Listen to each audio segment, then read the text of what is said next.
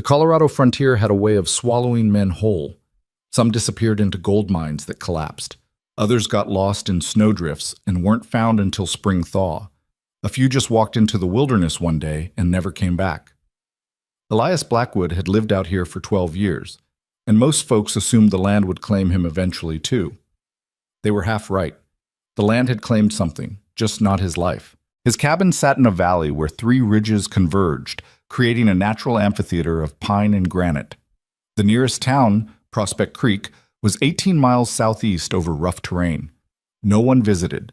No one had reason to. The man who lived there didn't want company, didn't need help, and according to the general store owner who saw him twice a year, barely spoke enough words to complete a transaction. Just points at what he wants, Martha Hennigan told anyone who'd listen, counts out exact change, leaves, like talking to a fence post. What Martha didn't mention, because she didn't know, was that Elias heard everything. The whispers when he walked down the street, the way mothers pulled their children closer. The speculation about whether he'd lost his mind up there in the mountains or if he'd ever had one to lose. He heard it all. He just didn't care. On this particular morning in late September, Elias woke at 4:30, same as always. No alarm.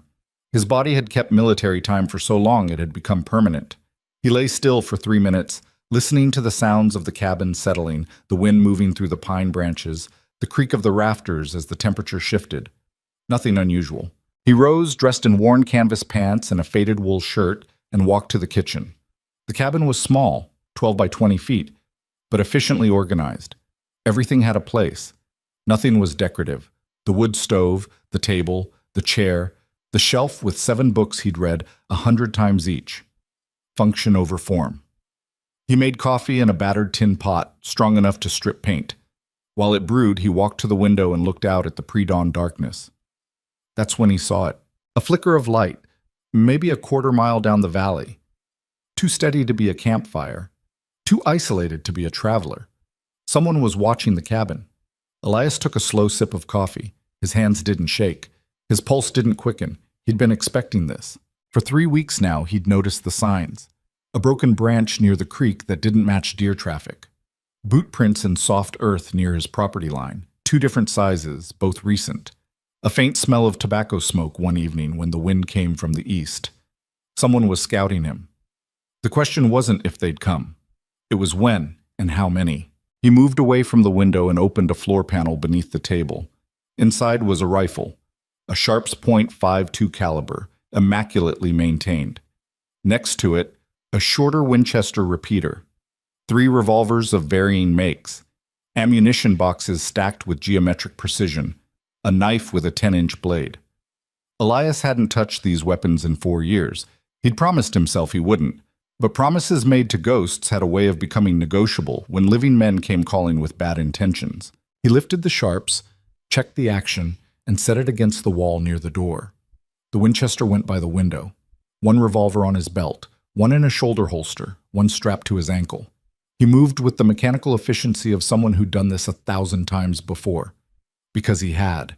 22 years in the cavalry, another 12 freelancing for private concerns that didn't officially exist. Jobs in Mexico, Montana, the Arizona Territory, places where governments needed things done quietly, and men like Elias Blackwood made problems disappear. He'd been good at it, too good. That's why he'd walked away. But walking away from violence didn't mean forgetting how to use it. It just meant choosing not to, until the choice got taken away. By 5:15, full light was still an hour off, but the valley had that gray pre-dawn quality where shapes began to separate from shadows. Elias counted 4 figures moving up the eastern slope.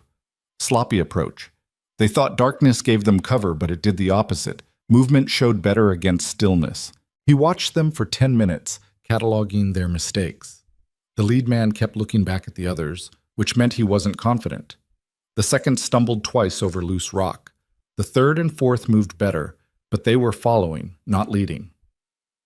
4 amateurs. Maybe 5 if someone stayed with the horses. Elias almost felt disappointed. Then he saw the second group. They came from the west, moving in a staggered line with proper spacing. 3 men, possibly 4. They used the terrain, stayed low, advanced during moments when wind rustled the branches. These weren't amateurs. His jaw tightened. 8 men minimum, possibly 9. That changed things. He stepped away from the window and began his preparations in earnest. The cabin had been modified over 12 years with exactly this scenario in mind. What looked like simple log construction was actually something more complex. Elias moved to the north wall and pressed a specific knot in the wood. A panel swung inward, revealing a narrow crawl space that led to a rock outcropping 30 feet behind the cabin. Escape Route 1. He checked the south wall. Another hidden panel, this one leading to a root cellar that connected to a drainage tunnel. Escape Route 2. The east wall had no exit, but it didn't need one. It faced upslope, and he'd spent 2 years piling stones against it, making it look like natural erosion. In reality, those stones were mortared in place, creating a blast wall that could take heavy gunfire. The west wall faced the valley. Multiple windows, all shuttered on the outside with heavy oak planks, all with firing slits cut at precise angles. This wasn't a cabin. It was a fortress pretending to be a cabin. At 5:40, someone knocked on the door. 3 sharp raps, almost polite.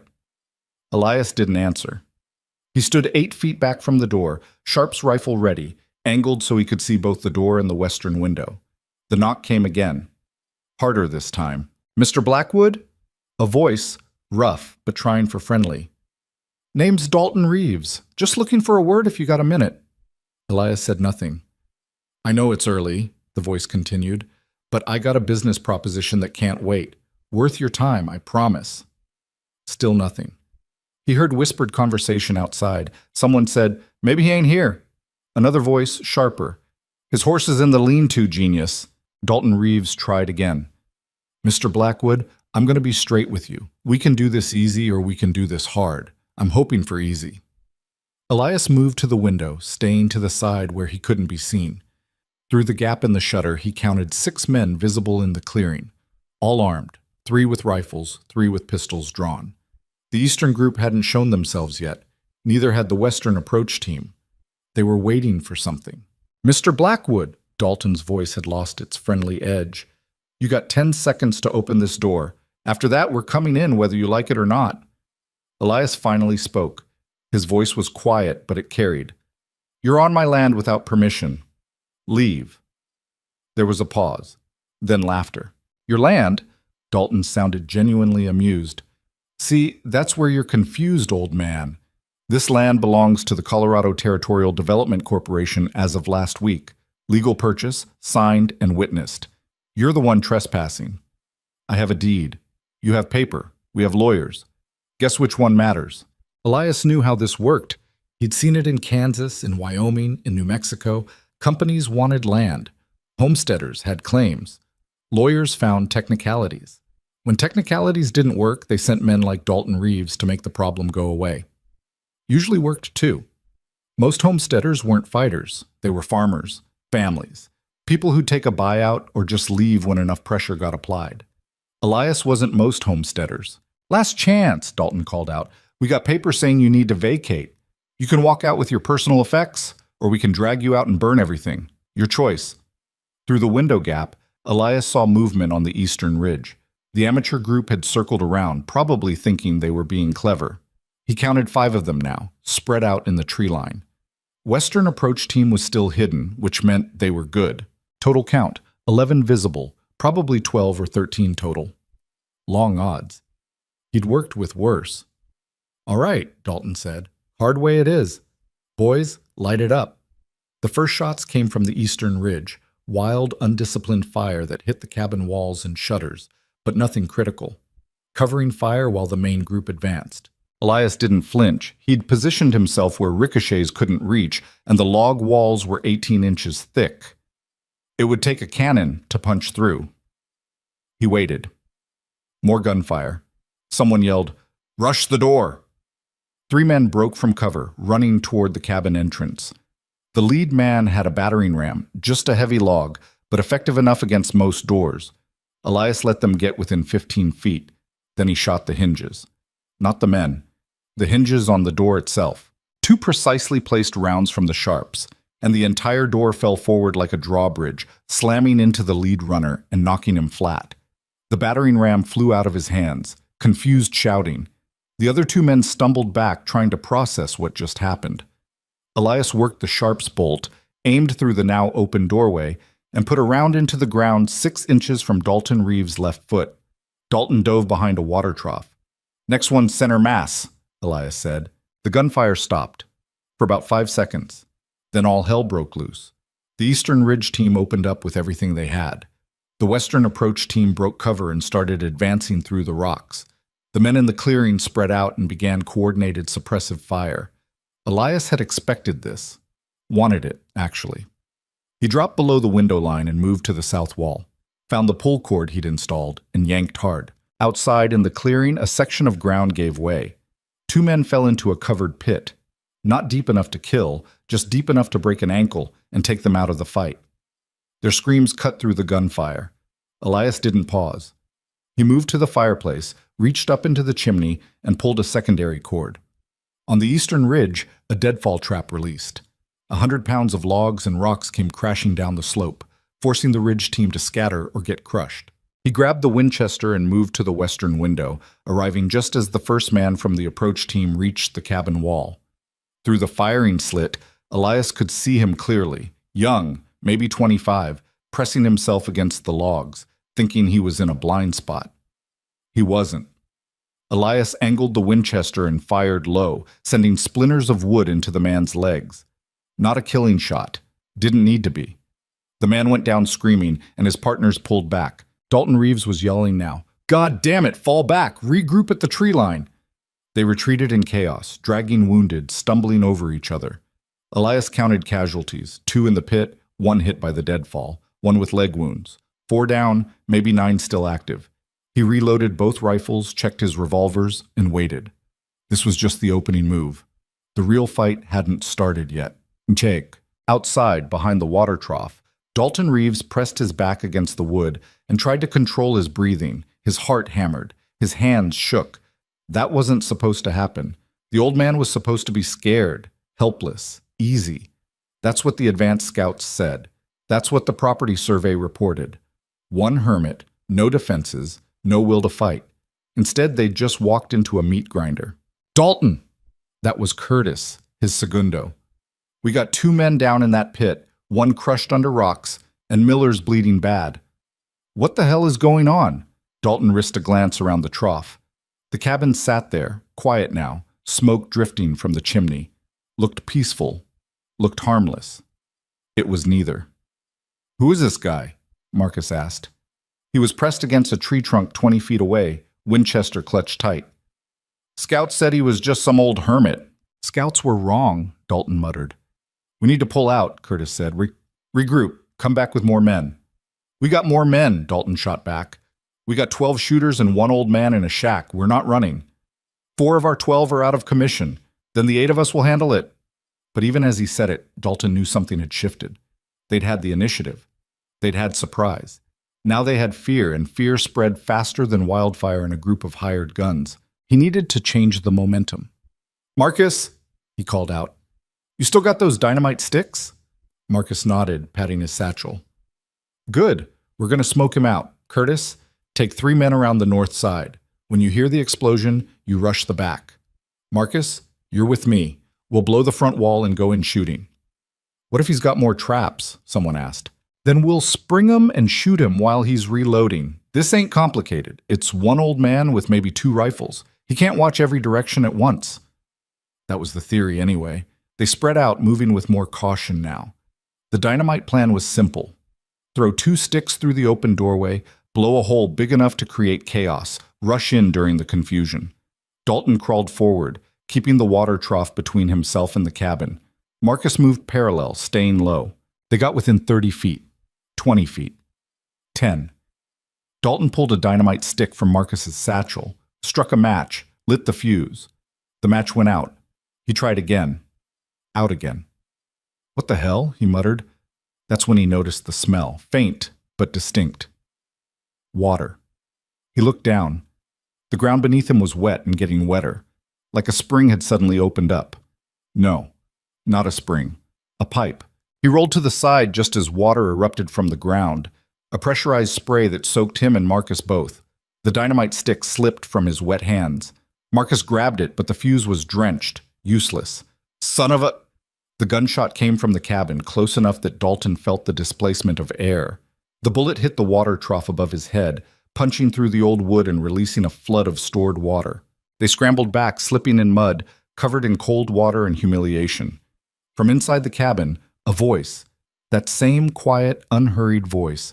I've got enough water pressure to flood this whole clearing. You want to try again, or you want to leave while you still can? Dalton wiped water from his face and realized something that made his blood run cold. This man had been ready for them, not just ready, prepared. The traps, the water system, the firing angles. This wasn't improvised defense. This was engineering, military engineering. Who are you? Dalton shouted toward the cabin. No answer. We know you're alone in there. We know you can't hold out forever. Still nothing. Curtis appeared from the north side, shaking his head. Can't approach from that direction. The whole hillside's been rigged with tripwires and what looks like bell alarms. We'd have to cut through 20 yards of that to get close. Dalton looked at the cabin, really looked at it this time, saw the way it was positioned in the valley, the sight lines, the natural choke points, the escape routes that probably existed but weren't visible. This wasn't a hermit's cabin. This was a kill box, and they'd walked right into it. Fall back, Dalton said quietly. What? I said fall back. Get the wounded. Pull everyone to the tree line. We're done for today. You're giving up? Marcus asked. I'm being smart. We came here expecting a scared old man. We got something else. I need to report this, get new intel, and come back with a real plan. They retreated in stages, dragging the wounded from the pit, carrying Miller on a makeshift stretcher. The cabin watched them go, silent and still. Inside, Elias Blackwood lowered the Winchester and allowed himself a slow exhale. Round one complete. But he knew Dalton Reeves, knew the type anyway. They'd be back, probably with more men, definitely with more planning. He checked his ammunition, counted rounds, assessed damage to the cabin. Minimal. A few splintered boards, some bullet holes that could be patched. The traps would need to be reset, the water system refilled. He had work to do, but first, he needed to eat. Violence always made him hungry, even after all these years, especially after all these years. He heated beans and bacon on the stove, made fresh coffee, and sat at the small table. The Sharp's rifle rested against the wall within reach. Old habits. As he ate, he looked at the one photograph he kept, tucked into the frame of the window, faded and creased. Two men in cavalry uniforms, younger versions of themselves, standing in front of a tent. One was Elias at 35. The other was James Whitmore, his partner, his friend. James had died 8 years ago. Not in combat, not with honor. Murdered over a land deal in Wyoming, shot in the back by hired guns working for a railroad consortium. Elias had been there, had held James while he bled out, had heard his last words, "Don't let them win." He'd tried to get justice through legal means, filed reports, testified, watched as lawyers made it all disappear. The railroad company paid fines, the hired guns scattered, no one went to prison. That's when Elias walked away from civilization entirely, bought this piece of land with the last of his savings, and built a fortress disguised as a cabin. He'd been waiting, not for revenge exactly. He'd given up on that emotion years ago, but for something, some purpose to the skills he'd spent a lifetime developing. Maybe this was it. He finished eating, cleaned his plate, and began resetting the traps. The sun was fully up now, warming the valley. Birds sang. A deer moved through the trees on the eastern ridge, unconcerned with human violence. Beautiful morning. Elias almost smiled. Then he saw the rider, single horseman, coming up the valley at an easy pace. Not with the Reeves gang. Different approach entirely. Elias picked up the Sharps and waited. The rider stopped 100 yards out, well beyond rifle range, dismounted, raised both hands to show he was unarmed. Then he called out, "Mr. Blackwood, my name is Samuel Cross.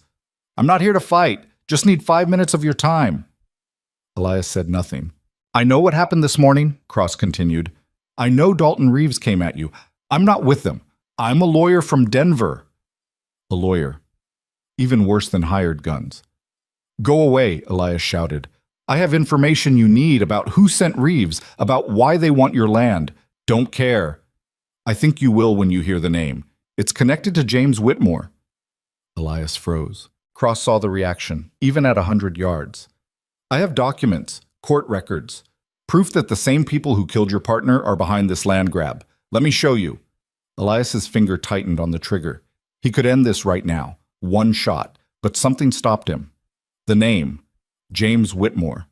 How did this lawyer know about James? Put your hands on your head, Elias ordered. Walk forward slow. Any fast movements and I'll drop you. Cross complied. He walked with his hands locked behind his head, moving carefully across the clearing. He stopped 10 feet from the cabin. Close enough, Elias said. Talk. Cross nodded toward his jacket pocket. I have papers. May I? Slowly, Cross reached into his pocket with 2 fingers and pulled out a folded document. He dropped it on the ground, then stepped back. Read it, he said. It's a corporate filing from the Colorado Territorial Development Corporation. Look at the board of directors. Elias kept the rifle trained on Cross, but glanced down at the paper. He saw the names, and his world tilted, because there, listed as majority shareholder and chief executive, was a name he recognized. Harrison Blackwell. The same railroad magnate who'd ordered the hit on James Whitmore 8 years ago. The same man who'd walked away clean from that murder. The same bastard who'd bought judges and corrupted the legal system to protect himself. Now he was here, in Colorado, going after Elias's land. Why? Elias asked quietly. Cross lowered his hand slightly. May I approach? This is easier to explain with a map. Stay where you are. Talk. Your land sits on a natural pass between 2 valleys. Blackwell's planning a railroad expansion through here. Your property is the bottleneck. Without it, the whole route fails. He's invested $3 million already. Your cabin is literally the only thing standing between him and a fortune. He could go around, not without adding 100 miles and blasting through solid granite. This is the only viable path. He needs your land, Mr. Blackwood. And Harrison Blackwell doesn't ask, he takes. Elias processed this. The pieces were falling into place now. You said you're a lawyer. I am. Why tell me this? Why help me? Cross was quiet for a moment. Then, because I was James Whitmore's attorney. I tried to build a case against Blackwell after your partner died. Got stonewalled at every level, lost my practice over it. But I kept the evidence, kept digging. When I heard Blackwell was making moves in Colorado, I started tracking his operations. When I found out his target was you, he paused. I thought you'd want to know. And what do you want in return? Justice. The kind courtrooms won't deliver. You made Dalton Reeves retreat this morning. That's more than anyone's done to Blackwell's operation in 8 years. I want to help you fight. Not with guns. I'm no good at that. But with information, strategy. I know how Blackwell thinks. I know his organization. Elias studied the man. Everything about this could be a trap. Could be Blackwell himself sending a plant to get inside the cabin defenses. But something in Cross's eyes was genuine. Desperation, maybe. Or grief. Elias recognized both. If I let you approach, Elias said, and you try anything, I'll kill you. Understand? Understood. Come forward. Slow. Cross walked to the cabin. Up close, Elias could see he was younger than he'd sounded. Maybe 40, with tired eyes and ink-stained fingers. He carried a leather satchel, which Elias made him empty completely before allowing him inside. Papers. Nothing but papers. Legal documents, maps, corporate filings, correspondence. They sat at the small table. Elias kept the revolver visible. Cross spread out a map. Blackwell's timeline is aggressive. He needs to break ground on the railroad in 6 weeks or his investors pull out. That means he needs your land cleared in the next 2 weeks. Dalton Reeves was just the first attempt. There'll be others. Let them come. You can't fight them all. He'll send 20 men, 30. He'll burn you out or starve you out. I've held positions against worse odds. For how long? Days? Weeks? Blackwell can wait months, years if he has to. And the law's on his side now. That corporate filing makes this a legitimate business dispute. Local law enforcement won't help you. Federal government won't intervene. You're alone. Elias poured coffee for both of them. Then what do you suggest? Cross leaned forward. We shift the fight. Stop defending and start attacking. Blackwell operates in shadows. He bribes officials, hires proxies, keeps his hands clean. But he's not invincible. He has vulnerabilities, financial pressures, rival companies, legal challenges. We find those weak points and we exploit them. That sounds like lawyer talk for do nothing. That sounds like strategy. You're a military man. You understand this. You don't win by holding ground forever. You win by making your enemy overextend, then cutting his supply lines.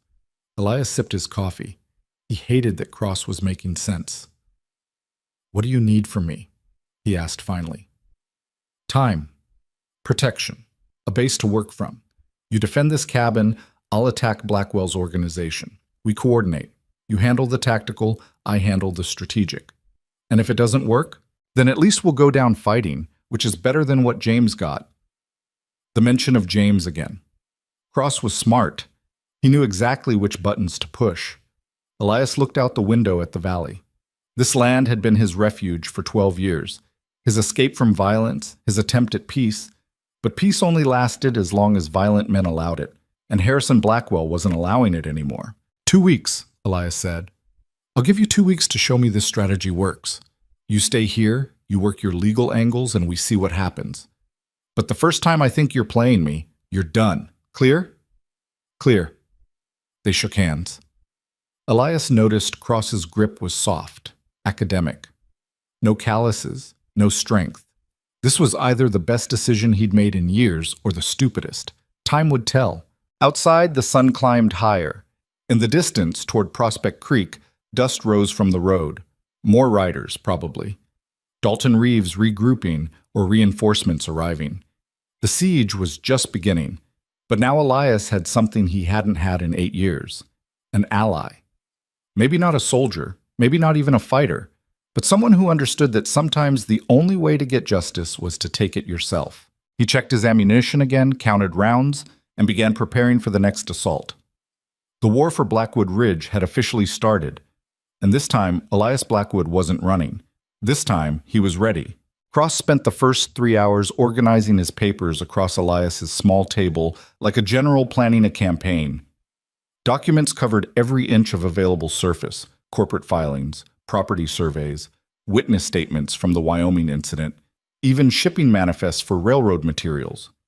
The lawyer worked with focused intensity, occasionally muttering to himself, making notes in cramped handwriting that Elias couldn't decipher. Elias, meanwhile, worked on the cabin's defenses. He'd learned long ago that preparation was the difference between surviving and dying. While Cross shuffled papers, Elias reset the pit trap, reinforced the water system, and checked every firing angle for blind spots. Around noon, Cross looked up. "Do you have access to a telegraph office?" "Prospect Creek has one. I don't use it. We'll need to. I have contacts in Denver who can access court records, financial filings, corporate registrations. If I can get messages out, I can start building a legal case that at least slows Blackwell down." "Slowing him down doesn't stop him." "No, but it buys time. Time to find leverage. Everyone has something they don't want exposed, Mr. Blackwood, even Harrison Blackwell." Elias paused his work on a window shutter. "You really think you can hurt him with paperwork? I think I can make him bleed money. Legal challenges, injunctions, regulatory complaints. Every delay costs him. His investors are already nervous, that's why the timeline's so aggressive. If we can make this project look like a sinking ship, they'll pull funding. And without funding, Blackwell's just a man with a dream and no way to make it real." It was clever, Elias had to admit. Not the kind of fighting he understood, but clever nonetheless. "How do you get to Prospect Creek without getting killed?" Cross asked. "Reeves will have men watching the roads. There are other ways." "Over the mountains?" "Through them." Cross blinked. "There's a tunnel?" "Old mining shaft. Comes out 2 miles south of town. Takes 4 hours on foot, but it's completely hidden." Elias checked his pocket watch. "I could make the round trip before dark if I left now." "Then we should move fast. I'll write the telegrams. You deliver them." Cross pulled out a notebook and started scribbling. "We're going to need to be strategic about this. I'll contact my associate in Denver first. He has access to territorial records. Then I'll reach out to a journalist I know who's been investigating railroad corruption. And I'll file a formal challenge to the corporate land claim through the Federal Surveyor's Office." That's a lot of telegrams. It's a lot of angles. Blackwell's strong, but he's not omnipotent. We hit him from multiple directions. He can't block everything. Elias gathered supplies for the journey: water, dried meat, ammunition. He strapped on both revolvers and took the Winchester. The tunnel was safe, but the area around Prospect Creek wouldn't be. Cross handed him 3 sheets of paper covered in dense text. These need to go exactly as written. Any changes could compromise the legal language. I can read, Mr. Cross. I didn't mean... Cross stopped, realizing how that sounded. Of course you can. I apologize.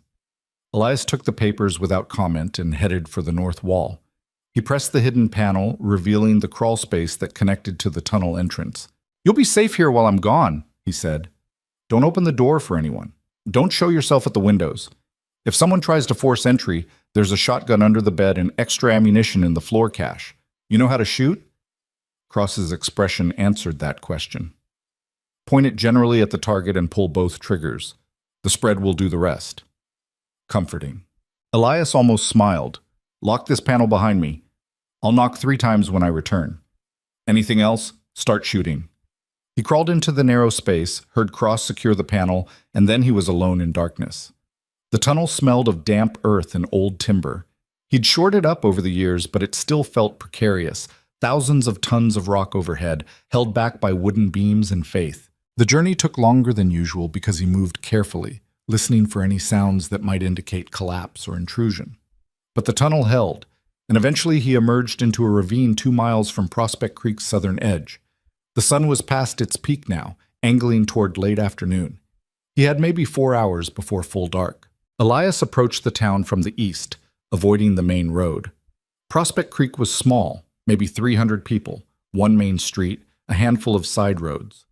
The telegraph office sat between the general store and a saloon called the Lucky Dollar. He watched from cover for 20 minutes, studying the patterns. 2 men he didn't recognize were loitering near the saloon. They wore gun belts and had that specific alertness of hired security. Reeves's men, probably, watching for him. But they were watching the main approaches, not the back alleys. Elias circled wide, came in behind the buildings, and slipped through the rear entrance of the telegraph office.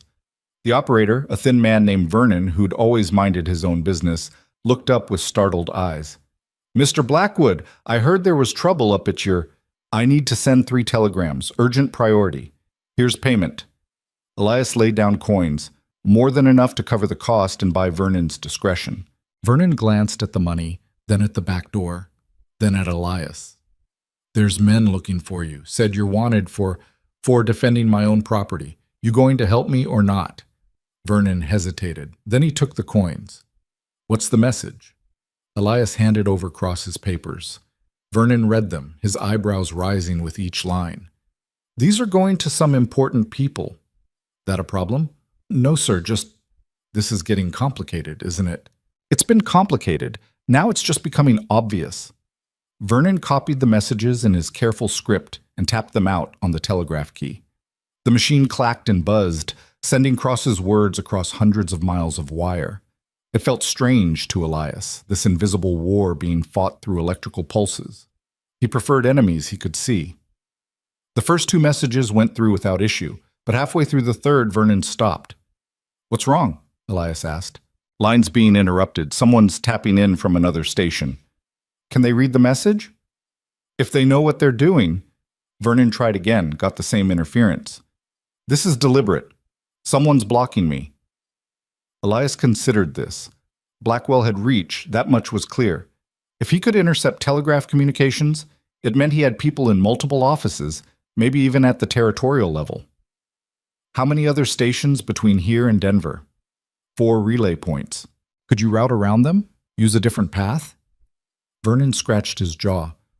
Maybe through the southern line. Goes through Pueblo instead of direct. Takes longer, costs more. Elias laid down more coins. "Do it." Vernon nodded and started the process again. This time the message went through clean. "All 3 sent," he confirmed. "Responses could take anywhere from a few hours to a day, depending. I'll check back tomorrow. Mr. Blackwood?" Vernon lowered his voice. "Those men outside? They're asking questions about you. Where you go, who you talk to, what supplies you buy. They offered me money to report if you showed up." "Did you take it?" "No, sir. I don't work that way, but others might." You should be careful. Elias nodded his thanks and slipped back out the rear entrance. He just cleared the alley when he heard voices from the street. Check the telegraph office again. He's got to send messages sometime. We've checked it 3 times. Then check it 4. Dalton wants eyes on every possible... Elias moved quickly and quietly, putting distance between himself and the search party. He was halfway back to the ravine when he spotted smoke rising from the north. Wrong direction for the cabin. Wrong color, too. Black and thick, like burning structures rather than wood fires. He changed course, climbing to higher ground for a better view. What he saw made his jaw tighten. Reeves hadn't just regrouped, he'd brought in a small army. From his vantage point, Elias counted at least 20 men setting up a camp in the valley north of his property. They had tents, supply wagons, horses, and what looked like a small artillery piece, probably a mountain howitzer, light enough to transport but heavy enough to punch through log walls. They were preparing for a siege. Elias studied the layout. The camp was well organized, with clear sightlines and defensive positions. Whoever was running this operation knew basic military tactics, not expert level, but competent enough to be dangerous. He spotted Dalton Reeves near the command tent, gesturing at a map. Next to him stood someone new, a tall man in a clean suit, definitely not hired muscle. The way Reeves deferred to him suggested authority. Blackwell himself? No, probably an intermediary. Someone sent to make sure the job got done right this time. Elias watched for another 10 minutes, memorizing positions and routines.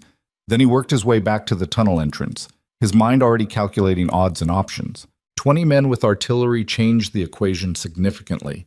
His cabin could withstand rifle fire and maybe even a few dynamite charges, but a howitzer shell could collapse the whole structure. And if they had 1 cannon, they might have more. He needed to adjust his strategy. The tunnel journey back felt longer. His legs ached from the climbing, and his mind raced with tactical problems. By the time he emerged into the crawl space behind his cabin, full darkness had fallen. He knocked 3 times on the panel. Nothing. He knocked again, louder. The panel cracked open an inch. Cross's voice, shaky. "Mr. Blackwood?" "It's me." The panel swung wide. Cross looked pale. "Thank everything you're back. Someone rode past earlier, just 1 man, circling the property. I thought, scout, making sure I wasn't here." Elias pulled himself through and secured the panel. "They're setting up a siege camp, 20 men, maybe more. They have artillery." Cross sat down heavily. "Artillery?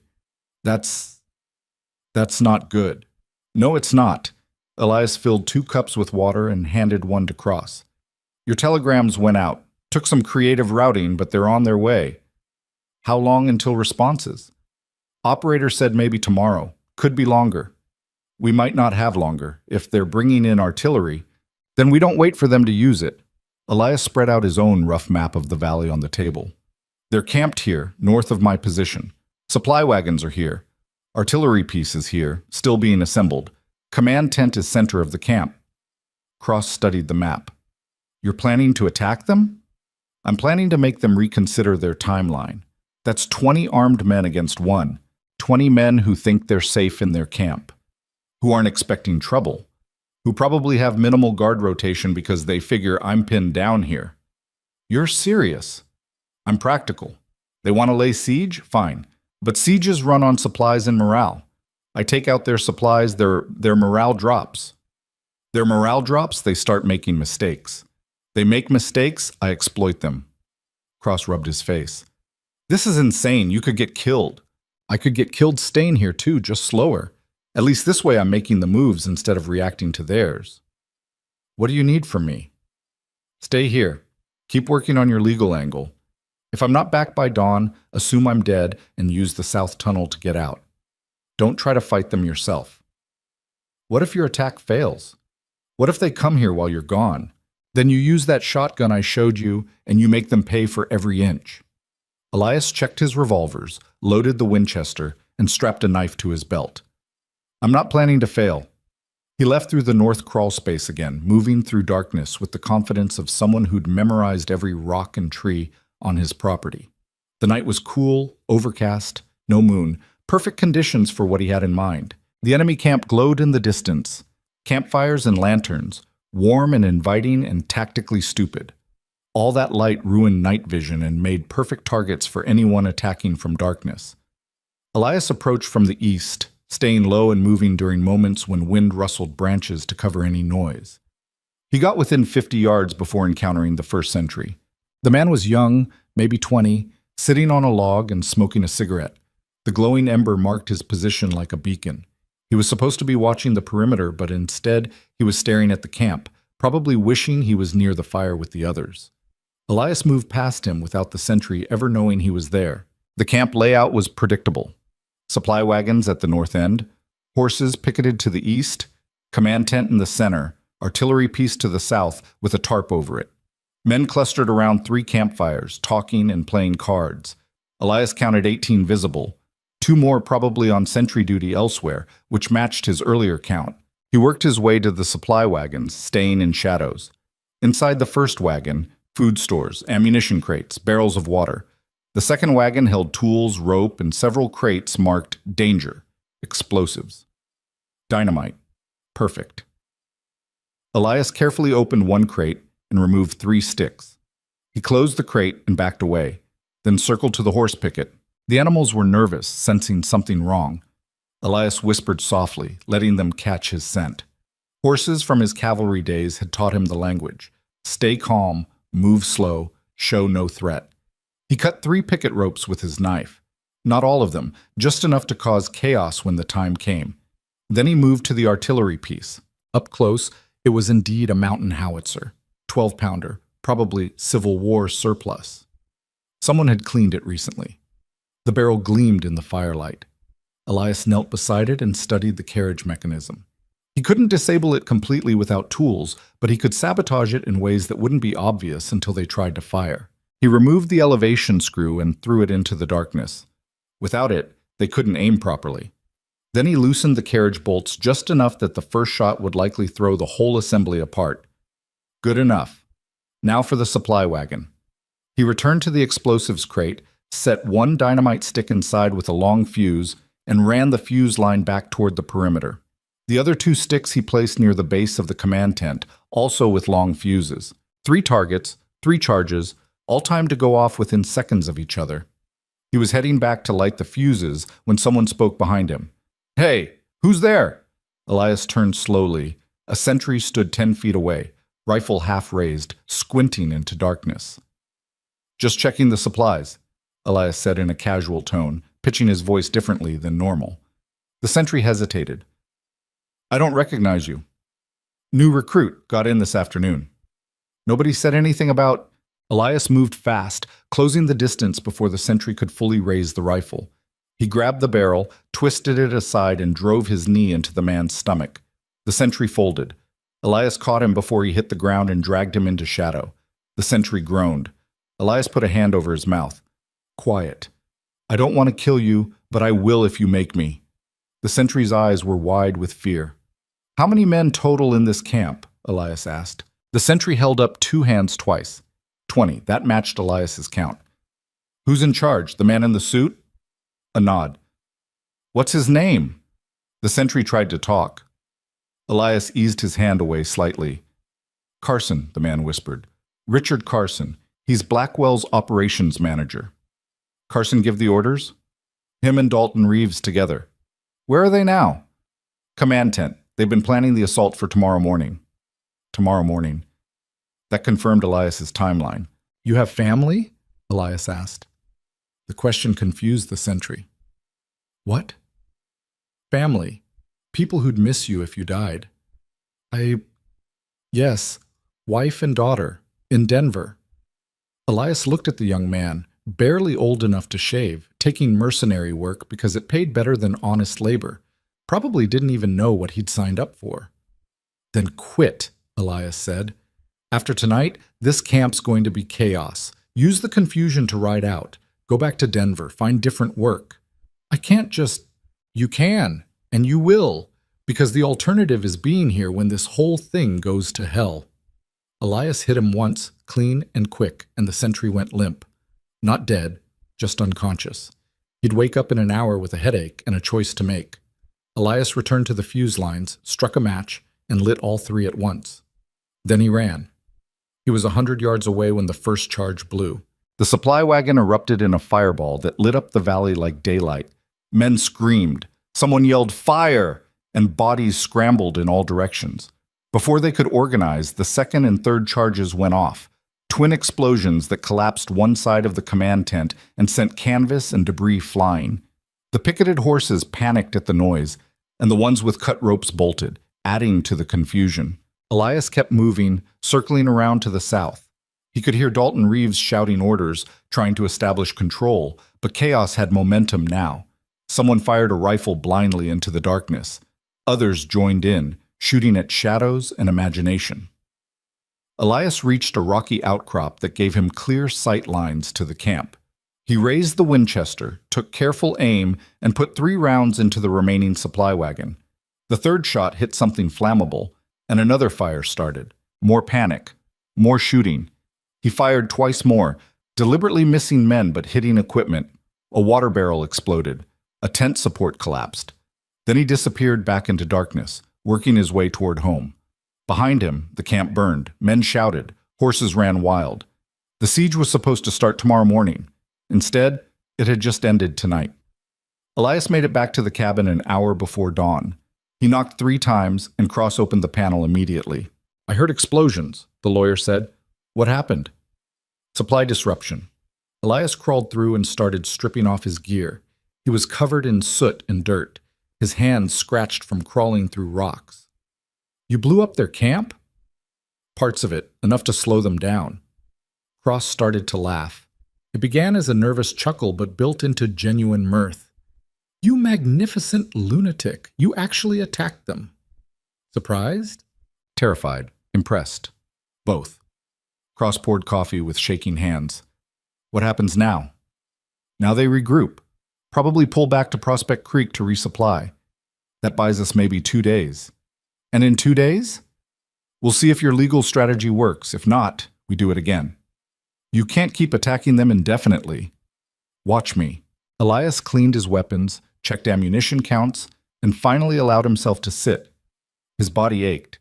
He wasn't 20 anymore, wasn't even 40. These night raids took more out of him than they used to, but they still worked. That's what mattered. Cross organized his papers while Elias rested.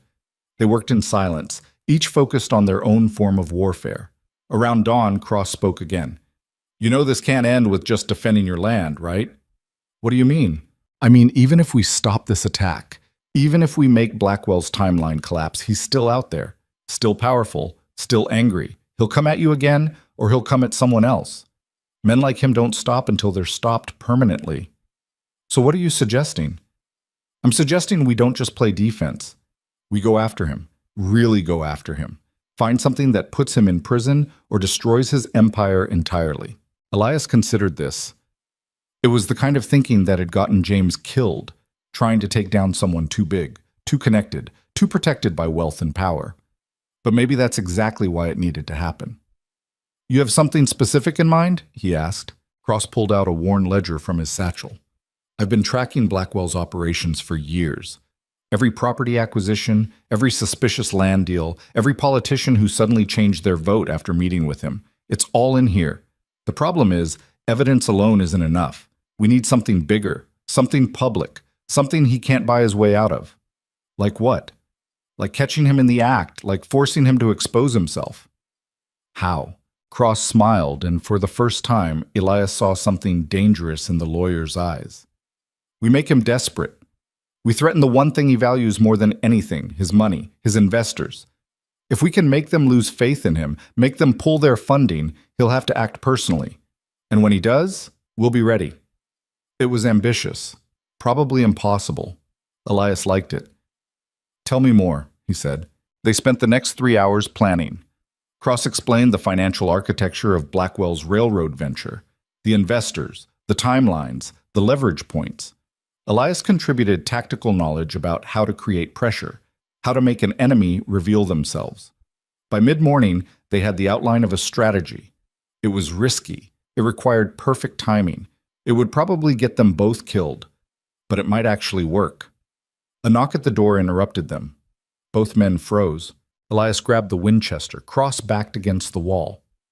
3 knocks, then a voice. Mr. Blackwood, it's Vernon from the telegraph office. I have your responses. Elias approached the door cautiously. How do I know it's you? Because I'm the only one stupid enough to ride out here alone, and because your telegrams got interesting replies that you'll want to see. Elias cracked the door, keeping the rifle ready. It was indeed Vernon, looking nervous and windblown from the ride. He held a leather envelope. Come in, fast. Vernon slipped inside, and Elias secured the door behind him. You shouldn't have come out here, Elias said. Too dangerous. You paid me well enough to take the risk. Vernon handed over the envelope. 3 responses, all urgent. The one from Denver is marked priority. Cross opened the envelope with shaking hands. He read the first telegram, and his expression changed from hope to excitement. What is it? Elias asked. My associate in Denver. He found something. Blackwell's corporate filings have discrepancies. The land claim he filed for your property? It's based on a survey that was never officially certified, which means it's not legal, Vernon finished. I read it. Couldn't help myself. That's big news, Mr. Blackwood. Cross was already reading the second telegram. And this one. This is from the journalist. He's interested in the story. Wants to investigate. If we can give him proof of corruption, he'll publish. Will that actually matter? Elias asked. To Blackwell's investors? Absolutely. They're businessmen, not criminals. If they think they're funding illegal operations, they'll run. The third telegram was shorter. Cross read it twice, then looked up with an odd expression. What? Elias asked. It's from a federal land inspector. He's offering to come out here personally to verify the survey boundaries. Says if Blackwell's claim is fraudulent, he has authority to void it immediately. When? He could be here in 3 days. 3 days. That was cutting it close, but it was doable. We need to keep Blackwell's people away from here until then, Cross said. If the inspector arrives and finds this place destroyed, or you dead, the investigation dies with it. I can hold for 3 days. Against 20 men with artillery? Against whatever they bring. Vernon cleared his throat. If you gentlemen don't mind, I'd like to leave before anyone notices I'm gone. Reeves has people watching the telegraph office now. I told them I was delivering to a ranch east of here, but they're not stupid. Elias handed him more coins. For your trouble. And your risk. Appreciated. Vernon headed for the door, then paused. Mr. Blackwood, I don't know exactly what you're fighting for, but, well, I hope you win. He left quickly, his horse disappearing into the trees. Cross and Elias looked at each other. 3 days, Cross said. 3 days? Elias agreed. Outside in the distance, they could see smoke still rising from the destroyed camp. Reeves would be furious. Carson would be reporting failure to Blackwell. The pressure would increase. But now they had a timeline, a goal, a chance. Elias began preparing the cabin's defenses in earnest. He reinforced weak points, stockpiled ammunition, set up additional traps in the surrounding forest. Cross worked his legal angles, drafting documents that would support the inspector's investigation. They worked through the afternoon and into evening, 2 very different men united by a common enemy. As night fell, Elias stood watch at the window while Cross slept fitfully at the table. The valley was quiet, but it was the quiet before a storm. Tomorrow, Reeves would return. Tomorrow, the real siege would begin. But tomorrow, Elias would be ready. And this time, he wouldn't be fighting alone. They came at first light, but not the way Elias expected. No mass charge, no artillery barrage. Instead, a single rider approached under a white flag, stopping 100 yards from the cabin and dismounting slowly with hands raised. Elias watched through the rifle scope. The man was older, maybe 50, wearing a suit that looked expensive even from this distance. Not Dalton Reeves, not Carson either. Someone new. Mr. Blackwood, the man called out. My name is Albert Hutchins. I'm here to negotiate. Cross moved beside Elias at the window. You recognize him? No, you. Albert Hutchins. He's a mediator, works for mining companies, railroad consortiums. His job is to solve problems before they become expensive. Meaning? Meaning Blackwell sent someone whose entire purpose is to make you an offer you can't refuse. Elias kept the rifle trained on Hutchins. What kind of offer? Money, probably. A lot of it. Enough to make fighting seem stupid. I'm not selling. I know. But hear him out anyway. Sometimes what people offer tells you what they're really afraid of. That made sense. Elias lowered the rifle slightly and called back. Say what you came to say. Hutchins pulled a document from his jacket pocket. I'm authorized to offer you $20,000 for your property. Cash payment, immediate transfer. You can take the money and relocate anywhere you want. $20,000. That was serious money. Enough to buy land somewhere else, build a new life, maybe even start fresh in California or Oregon. Cross whistled softly. That's 10 times what this property's worth. Then why is he offering it? Elias asked. Because 3 days of delays are costing Blackwell more than $20,000. The investor timeline is ticking. Every day that passes, his credibility drops. Elias shouted back, Not interested. Hutchins didn't look surprised. $30,000. Final offer, and safe passage out of the territory. Safe passage means they were planning to kill me anyway, Elias muttered. Cross nodded. Once you signed over the deed, you'd be a loose end. They'd eliminate you before you could tell anyone about the intimidation tactics. No deal, Elias called out. Hutchins stood there for a long moment, the white flag hanging limp in the still morning air. Then he folded the document and put it back in his pocket. Mr. Blackwood, I'm a reasonable man. I broker deals. I find middle ground. But I need you to understand something. His voice was calm, almost friendly. The people I work for have invested considerable resources into this venture. They will not walk away empty-handed. If you won't accept fair compensation, they'll take other measures. Let them try. They already are. Hutchins gestured toward the tree line. Right now, there are 23 armed men surrounding this valley. They have orders to contain you until you either accept our offer or circumstances change. Circumstances, Elias repeated. Legal circumstances. It's possible that territorial authorities might determine you're squatting on contested land, or that you've engaged in violent resistance against lawful claimants. Either way, you'd be removed by force, and the land would revert to proper ownership. Cross gripped Elias's shoulder. He's talking about bribing the marshal, getting you arrested. Can they do that? If Blackwell owns the right people, absolutely. Hutchins continued, his voice carrying that same measured reasonableness. I'm offering you a way out, Mr. Blackwood. A profitable way out. Take the money. Start somewhere new. Live well. The alternative is considerably less pleasant. Elias had heard this kind of talk before. Back in his cavalry days, they called it the soft approach. Offer incentives first, then slowly reveal the threats underneath. Make the target think they had a choice when really they had none. Except Elias did have a choice. He'd always had a choice. You tell Blackwell something for me, Elias said, his voice carrying across the clearing. Tell him James Whitmore says hello. Hutchins' expression changed. Just for a second, a flicker of recognition crossed his face. I see, he said quietly. So that's what this is really about.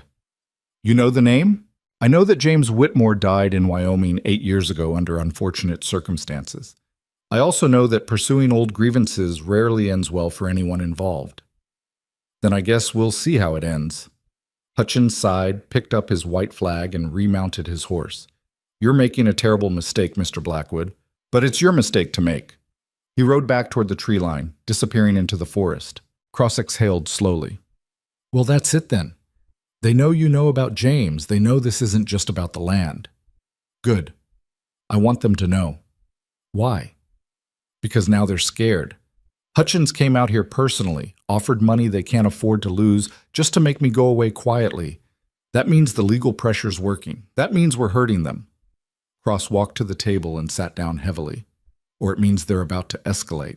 They were already escalated. Last night's raid just made them show their hand earlier than planned. 23 men, Elias. He said 23. That's more than before. I heard him. How long can you actually hold against that many? It was a fair question, one Elias had been asking himself since Vernon left yesterday. The honest answer was maybe 2 days if everything went perfectly, probably less. But he didn't need long, just long enough for the federal inspector to arrive and verify the fraudulent land claim, just long enough for Cross's legal strategy to work. 3 days. He just needed 3 days. I can hold, Elias said. Cross didn't look convinced, but he nodded anyway. Then what do we do now? Now we wait. They'll probe our defenses, test our response, probably try to draw me out or force a mistake. Standard siege tactics. You've done this before. Different circumstances, same principles. They spent the next hour in tense silence. Elias watched the tree line through the rifle scope, noting movement patterns and potential approach vectors. Cross reviewed his legal documents, making notes in margins. Around mid-morning, the first shot came. Not close. A rifle round that hit a tree 50 yards from the cabin, deliberately wide. Warning shot, Elias said. They want me to know they're there. Another shot, closer this time, then another. They're ranging, Cross said nervously, finding the distance. Let them. The cabin's built to take this. The shooting continued sporadically for the next 2 hours. Random shots from different positions, none seriously threatening but all designed to wear on their nerves. Psychological warfare. Elias ignored it. He'd been under sustained fire before, real fire meant to kill. This was just noise. But it was affecting Cross. The lawyer flinched at each shot, his hands shaking when he tried to write. You should move away from the window, Elias said. I'm fine. You're not. And that's okay. This isn't your world. Cross set down his pen. How do you do it? Just sit here while people shoot at you? Practice. And understanding that panic doesn't help. Fear's natural. Letting it control you is a choice. That's easy to say when you've been trained for this. It's easy to say because it's true. You think I'm not scared? I'm 62 years old, alone except for a lawyer with no combat experience, facing an enemy with superior numbers and resources. I'm terrified. I just don't let it make my decisions. Cross looked at him with something like wonder. I thought people like you didn't feel fear. People like me feel it more. We've just seen enough to know what's worth being afraid of and what isn't. Random rifle shots from nervous hired guns? Not worth it. As if to punctuate his point, another shot cracked through the air and thudded into the cabin wall. Cross still flinched, but less than before. They were settling into a rhythm when the pattern changed. The shooting stopped abruptly. Complete silence fell over the valley, broken only by wind in the pines and the distant call of a crow. Elias tensed. Silence was worse than gunfire. Silence meant something was happening. He scanned the tree line methodically, sector by sector. Nothing visible, no movement, no. There. Eastern ridge, a glint of metal catching sunlight. They're moving the artillery, he said. Cross rushed to the window. Can they hit us from there? If they get the angle right. Elias calculated distance and trajectory. But that howitzer I sabotaged last night is probably still broken. They'd need to repair it or bring in a different gun. How long would that take? Hours, maybe a full day if they have to send to Prospect Creek for parts. That was good. That bought time. But then Elias saw something else. Movement in the western tree line. 3 men carrying something heavy between them. Not artillery. Something else. They've got a battering ram, he said. Same type they tried to use yesterday. Will the door hold? Door's already down from yesterday, but they don't know that yet. Elias smiled grimly. Which means they're about to waste a lot of effort on a target that doesn't exist. Cross almost laughed. Should we tell them? Where's the fun in that? They watched as the 3 men with the battering ram advanced toward the cabin, moving in short rushes between cover. 2 other men provided covering fire, shooting at the windows to keep any defenders' heads down. Amateur tactics. They were exposing themselves unnecessarily, bunching up, moving predictably. Elias could have dropped all 5 of them in under 10 seconds. But he didn't want to kill them if he could avoid it. These were hired men, not the real enemy. Most of them probably didn't even know about James Whitmore or Harrison Blackwell's larger schemes. They were just trying to earn money. Still, he couldn't let them reach the cabin unchallenged. He aimed carefully and fired twice. The first shot hit the ground 6 inches in front of the lead man's feet.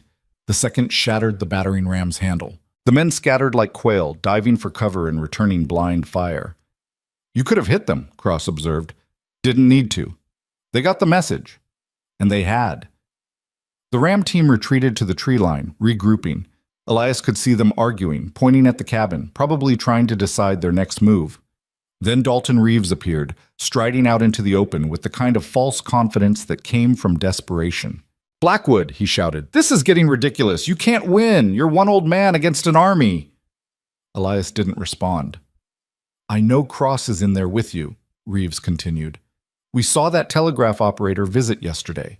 Whatever you're planning, it won't work. Blackwell owns the territorial government. He owns the marshals. He owns the judges. Your legal tricks are worthless. Cross grabbed Elias's arm. Is that true? Can he really own all of them? Some of them, probably. But not the federal inspector. That's outside territorial jurisdiction. You sure? No. But it's the play we've got. Reeves was still talking, his voice getting louder and angrier. You want to know what happens next? Carson's sending for reinforcements. By tomorrow night, we'll have 40 men out here. 40! And we'll have working artillery. We'll shell this cabin until there's nothing left but splinters and ash. You hear me? Elias did the math. If they brought in that many men, with proper artillery support, even his fortified cabin wouldn't hold. He'd have to evacuate, use the tunnels, wage a guerrilla campaign from the mountains. That could work for a while, but it wouldn't stop Blackwell from taking the land. He needed the inspector to arrive before that happened. Needed the legal pressure to break Blackwell's timeline. Cross was writing frantically. We need to send another message. Speed up the inspector's arrival. Can you get back to Prospect Creek? Not in daylight with this many men watching. Tonight, then. We have to try. Elias nodded. It was risky, but Cross was right. They needed to accelerate the timeline. Reeves was walking back toward the tree line now, apparently done with his speech. But before he disappeared into cover, he turned and shouted one more thing. Hutchins gave you a chance. You should have taken it. Because Carson's not like me. He doesn't negotiate. He doesn't offer deals. He just gets results, whatever it takes. And he'll be here tomorrow to finish this personally. Then he was gone. The valley fell quiet again. Cross looked pale. Carson. That's the man from last night. Blackwell's operations manager. I remember. If he's coming here personally, it means Blackwell's losing patience. It means they're going to do something drastic. Elias checked his ammunition stores again, counting rounds. He had maybe 200 rifle cartridges, another 100 for the revolvers. Enough for a sustained fight, but not an extended siege. We hold until tonight, he said. Then I make another run to Prospect Creek, speed up the inspector. Maybe send word to that journalist too. The more pressure we put on Blackwell publicly, the less he can do privately. And if Carson arrives before the inspector, then we improvise. It wasn't a great plan, but great plans required resources they didn't have. The afternoon dragged on. More sporadic gunfire, more probing attacks that Elias easily repelled. It was clear Reeves's men were following orders to contain rather than assault. They were waiting for Carson. Elias used the time to prepare for tonight's journey. He plotted the safest route to town, identified fallback positions if he got spotted, counted out the ammunition he'd carry. Cross-wrote messages, carefully worded appeals to the inspector and the journalist. His handwriting got messier as stress took its toll, but the content was solid. These need to work, Cross said, holding up the papers. This is our last real chance. They'll work? How can you be sure? I can't, but confidence helps more than doubt. Cross laughed bitterly. Is that military wisdom? It's survivor wisdom. I've seen men with every advantage lose because they didn't believe they could win. And I've seen men with nothing win because they refused to accept any other outcome. Which one are we? Elias looked around the cabin. One room, 2 men, limited supplies, an enemy with overwhelming force. We're the ones who refuse to lose, he said. As sunset approached, the gunfire stopped completely. Reeves's men pulled back to their camp, leaving the valley quiet except for evening bird song. Elias ate a cold meal of jerky and hardtack, conserving resources. Cross picked at his food, too nervous to eat much. What happens if you don't come back? Cross asked suddenly. Use the south tunnel. Get to Prospect Creek. Find that federal inspector and tell him everything. Show him the documents. They'll kill me before I get halfway to town. Maybe. Or maybe they'll be too busy searching for me to notice you slipping away. That's not reassuring. It's realistic. This is a bad situation, Cross. We both know it. But we're not dead yet, and that means we keep fighting. Full darkness fell. Elias geared up for the journey, taking only what he absolutely needed. Light and fast was better than armed and slow. He was heading for the north panel when Cross spoke again. Elias? It was the first time the lawyer had used his first name. Yeah? Thank you for not giving up, for fighting. Most people would have taken Hutchins' money and run. Most people didn't have a friend murdered by these bastards. Still, thank you. Elias nodded and slipped into the crawl space. The tunnel was dark and close, but familiar now. He moved by touch and memory, counting steps and turns. He emerged into the ravine 2 miles from town and paused to let his eyes adjust. The night was overcast again, which helped conceal movement but made navigation harder. He could see lights from Prospect Creek in the distance. Not many. The town mostly shut down after dark. That was good. Fewer witnesses. The journey took an hour of careful movement. He approached from the south again, avoiding main roads, staying in shadows. The telegraph office was dark. He went to the back entrance and knocked softly. No response. He knocked again, harder. A light appeared inside. Footsteps. Then Vernon's voice, cautious. "Who's there?" "Blackwood." The door opened immediately. Vernon pulled him inside and locked it behind them. "You shouldn't be here," the operator said. "Reeves has men watching. They threatened me today. Wanted to know if I'd sent messages for you." "What did you tell them?" "That I hadn't," which was technically true. "I sent them yesterday." Elias handed over Cross's new messages. "These need to go tonight. Urgent priority." Vernon read them by lamplight. His expression grew increasingly concerned. "You're asking the federal inspector to come immediately. That's a big ask." "Can you send it?" "I can send it. I can't guarantee he'll respond the way you want." "Send it anyway." Vernon moved to his telegraph key, then hesitated. "Mr. Blackwood, there's something you should know. A man came through this afternoon, well-dressed, educated, asked a lot of questions about you." "Hutchins?" "No, different man. He said his name was Carson." Elias felt his jaw tighten. "What did he want to know?" "Everything. Your habits, your friends, who you talk to, who supplies you." "I told him I barely knew you, which is mostly true, but he wasn't satisfied. He gave me $20 and said there'd be more if I reported any unusual activity." "Did you take the money?" Vernon looked offended. "Of course not. I'm not one of Blackwell's creatures." "Good man. Send the messages. I'll wait."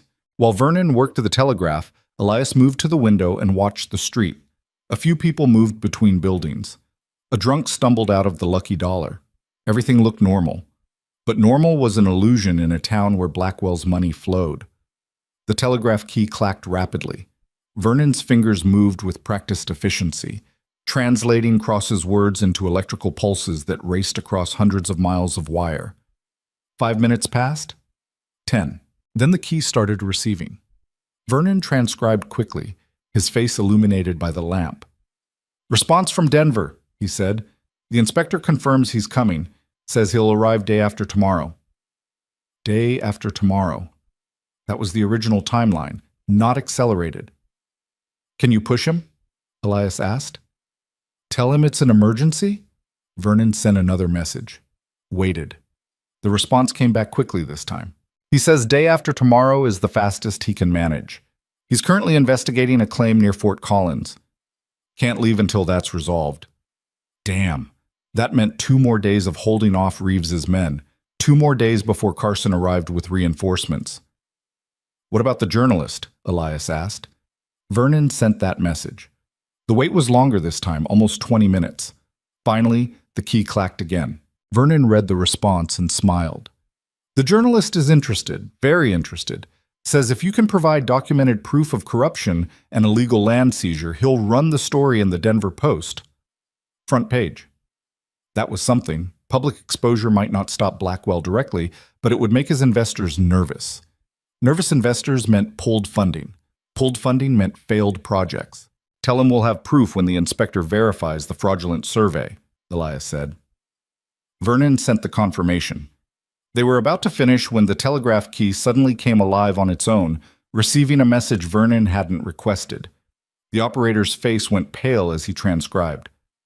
"What is it?" Elias asked. "It's from the Territorial Marshal's office. Official notice. Says there's a warrant for your arrest. Charges are trespassing on corporate land and assault on lawful agents. That's Blackwell's doing. It's also legally binding. If a marshal shows up with that warrant, I have to cooperate. Everyone does." Elias absorbed this. Blackwell was covering all his bases. Legal pressure, physical pressure, financial pressure. He was running a comprehensive operation designed to crush any resistance. But he was also spending resources fast. Every man he hired, every official he bribed, every message he intercepted, it all cost money and time. And time was what Elias was buying. "When does the warrant go active?" he asked. "Tomorrow morning. That's when the marshal will be notified." Tomorrow morning. Which meant Elias had tonight to move freely, and after that he'd be a wanted man. The situation was deteriorating fast. He thanked Vernon, gave him more money, and slipped back out into the night. The return journey felt longer. His mind was racing with calculations and contingencies. 2 days until the inspector arrived, but the warrant would be active in hours. Carson was coming tomorrow with reinforcements. The timeline was collapsing. He was halfway back to the tunnel when he heard voices ahead. 2 men, moving through the darkness with hooded lanterns. They were searching the area around the ravine entrance, systematically checking every possible hiding spot. Reeves's men. They'd found the tunnel. Elias froze, pressing himself against a rock face. The searchers were 30 yards away, moving closer. "Check that cleft," one of them said. "Anything big enough for a man to crawl through." They were being thorough, too thorough. This wasn't random patrol.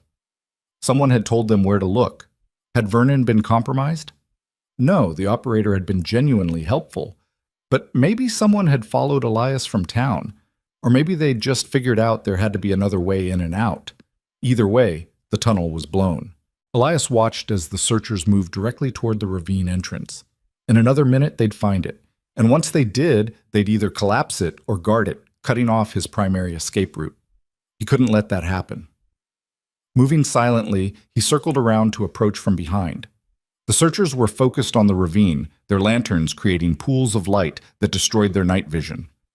Rookie mistake. Elias got within 15 feet before one of them noticed movement and turned. "Hey, who's—" Elias closed the distance fast, knocked the lantern from the man's hand, and drove a fist into his solar plexus. The searcher went down gasping. The second man reached for his pistol. Elias grabbed his wrist, twisted, and sent the gun flying into darkness. Then he swept the man's legs and put him on the ground hard. Both searchers were down but conscious, trying to recover their breath. "How did you find this place?" Elias demanded. The first searcher coughed, struggling to speak. Reeves hired trackers. They found footprints." Trackers. Of course.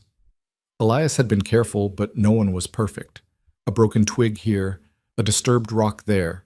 Professional trackers could follow a trail most people would miss. How many others know about this tunnel? Just us? We were supposed to report back. Elias considered his options. He could let them go, but they'd report the tunnel's location. He could tie them up, but they'd eventually get free. He could kill them, but that would make him exactly what Blackwell's propaganda was claiming, a violent criminal. He chose a middle path. "Listen carefully," he said. "You're going to walk back to camp and tell Reeves you searched this area and found nothing. You're going to say the tracks led to a dead end. Understand?" "Why would we do that?" "Because if you don't, I'll make sure everyone in that camp knows you two got beaten unconscious by an old man in under 10 seconds. That'll do wonders for your reputations." The men looked at each other. "How do we know you won't kill us anyway?" the second one asked. "You don't, but I haven't yet, which should tell you something. I don't want to kill you. I just want to be left alone on my own land. You want to keep collecting Blackwell's money for an easy job. We can both get what we want if you walk away right now and forget this happened." He stepped back, giving them room to stand. They got up slowly, keeping their hands visible. "What about our guns?" one asked. "Leave them. Consider it a lesson in paying attention to your surroundings." The searchers retreated into the darkness, moving quickly. Elias watched until they disappeared, then collected their weapons and lanterns. He tossed the guns into a deep crevice where they wouldn't be found. Then he entered the tunnel and sealed the entrance behind him with loose rocks and branches. It wouldn't hold up to serious scrutiny, but in darkness it might pass. The tunnel felt tighter now, more claustrophobic. Knowing that enemies had come close to finding it changed the psychology of the space. He emerged in the cabin crawl space and knocked 3 times. Cross opened the panel immediately. "Thank everything, I thought—" He stopped, seeing Elias's expression. "What happened?" They found the tunnel. I convinced the searchers to keep quiet, but we can't rely on it holding. They'll figure it out eventually. So we're trapped? We still have the south tunnel, but yeah, our mobility's compromised. Elias explained the rest of it. The warrant, the inspector's timeline, the journalist's interest. Cross listened with growing despair. 2 more days. We have to hold for 2 more days against a wanted man warrant, 40 reinforcements, and Carson himself. That's the situation. We're going to die here. Or maybe. Or maybe we find a way to turn this around. Elias poured water, drank deeply. Blackwell's overextending. He's spending too much, moving too fast, creating too much attention. That's desperation. And desperate men make mistakes. What kind of mistakes? The kind we can exploit. He's got a warrant out for me, which means he's using official channels. That creates paper trails, documentation, the kind of evidence that journalists can use. Cross sat up straighter. You're right. If we can show that Blackwell corrupted the marshal's office to issue a false warrant, that's proof of conspiracy. Can you prove it's false? If the federal inspector verifies your land claim is legitimate, then yes. The warrant becomes proof of corruption rather than legitimate law enforcement. They were building something now, a strategy that used Blackwell's own aggression against him. 2 days, Elias said. We hold for 2 days. We document everything they do, every attack, every bribe attempt, every threat. We build an airtight case, and when that inspector arrives, we give him enough evidence to bury Blackwell permanently. You make it sound almost possible. It is possible. Difficult, dangerous, probably going to hurt like hell. But possible. Cross managed a weak smile. You know, when I came out here, I thought I'd be doing quiet legal work, filing papers, writing briefs. Disappointed? Terrified. But no, not disappointed. This is what James would have wanted, fighting back. Actually fighting back instead of just pushing papers around. They worked through the night, cross-documenting everything in careful legal language while Elias reinforced the cabin's remaining defenses. They were preparing for a siege that would determine everything. As dawn approached, Elias took a position at the window and watched the valley lighten. Somewhere out there, Carson was coming with 40 men and working artillery. Somewhere in Prospect Creek, a marshal was preparing to serve a warrant. Somewhere in Denver, an inspector was wrapping up another case before heading to this one. All the pieces were moving. The question was which ones would arrive first, and what would be left standing when they did. Cross joined him at the window, holding 2 cups of coffee. To surviving the next 2 days, the lawyer said, raising his cup. Elias clinked his cup against Cross's. To making them count. They drank in silence, watching the sun rise over a valley that had become a battleground. And in the distance, just barely visible, dust rose from the road. Someone was coming. A lot of someones. The final phase was beginning. The dust cloud resolved into a convoy. 6 wagons, maybe 30 riders, moving up the valley road in disciplined formation. This wasn't Dalton Reeves's operation anymore. This was something else entirely. Carson had arrived. Elias counted the men through his scope. 32 visible, probably more in the wagons. They moved with military precision, spread out to avoid bunching, scouts ranging ahead. These weren't hired thugs. These were professionals. That's a lot of firepower, Cross said from behind him. It's a show of force. Carson wants me to see what I'm up against. Is it working? Ask me in an hour. The convoy stopped half a mile out beyond rifle range. Men dismounted and began setting up a proper encampment with practiced efficiency. Tents went up in neat rows. A command post took shape in the center. Sentries established a perimeter. Within 30 minutes, they'd created a small military base. Carson himself was easy to spot. Tall, maybe 45, wearing a dark suit despite the dust and heat. He stood at the command post gesturing to various positions while subordinates took notes. Even from this distance, Elias could see the man carried himself with absolute authority. He's done this before, Elias said. Sieges? Operations, probably military background. Look at the camp layout. That's textbook field fortification. Cross squinted through the spare rifle scope Elias had given him. I don't see anything textbook, just tents. Exactly. Tents positioned to provide overlapping fields of fire. Supply wagons protected by berms, command post with clear sight lines in all directions. Whoever trained Carson knew what they were doing. That's bad for us. That's information. Information we can use. They watched for another hour as the camp took final shape. Then a rider approached under white flag, stopping at the same position Hutchins had used yesterday. But this wasn't Hutchins. The rider was young, maybe 20, holding a sealed envelope above his head. "Message from Mr. Carson," he called out. "He requests a meeting. Just you and him. Neutral ground." Elias didn't respond immediately. He studied the rider, the camp behind him, the surrounding terrain, looking for the trap, because there was always a trap. "What do you think?" Cross asked. "I think Carson wants to size me up in person, see if I'm everything he's heard or just an old man who got lucky." "Are you going to meet him?" "Should I?" Cross considered. "Strategically? It gives you information about his thinking, his priorities, maybe his weaknesses. And gives him the same about me." "True. But you're the defender here. You already know this terrain. He's learning it. That advantage doesn't change whether you meet him or not." "Valid points." Elias called out to the rider. "Where and when?" "Center of the clearing, 1 hour. No weapons." "I'll keep my weapons." The rider hesitated, clearly not authorized to negotiate terms. "I'll relay that to Mr. Carson." He rode back to camp. Elias immediately began preparing. He cleaned both revolvers, checked ammunition, selected the knife with the best balance. If this was going to be a face-to-face meeting, he'd be ready for it to go sideways. Cross paced nervously. "What if it's an ambush? What if he just shoots you the moment you step out?" "Then you use the south tunnel and get to that federal inspector. Make sure this whole thing wasn't for nothing." "I'm serious." "So am I. This is risky. But Carson taking time to request a meeting means something. Means he's not just here to burn me out. He wants something else." "Like what?" "That's what I'm going to find out." 50 minutes later, Elias stepped out of the cabin. The morning sun was bright, the air already warming. He walked slowly toward the center of the clearing, hands visible but close to his holstered revolvers. Carson was already there, standing alone in a small patch of sunlight. Up close, he was exactly what Elias expected. Fit, controlled, eyes that missed nothing. Former military for sure, probably officer rank. They stopped 10 feet apart. "Mr. Blackwood," Carson said. His voice was calm, professional. "Thank you for agreeing to meet.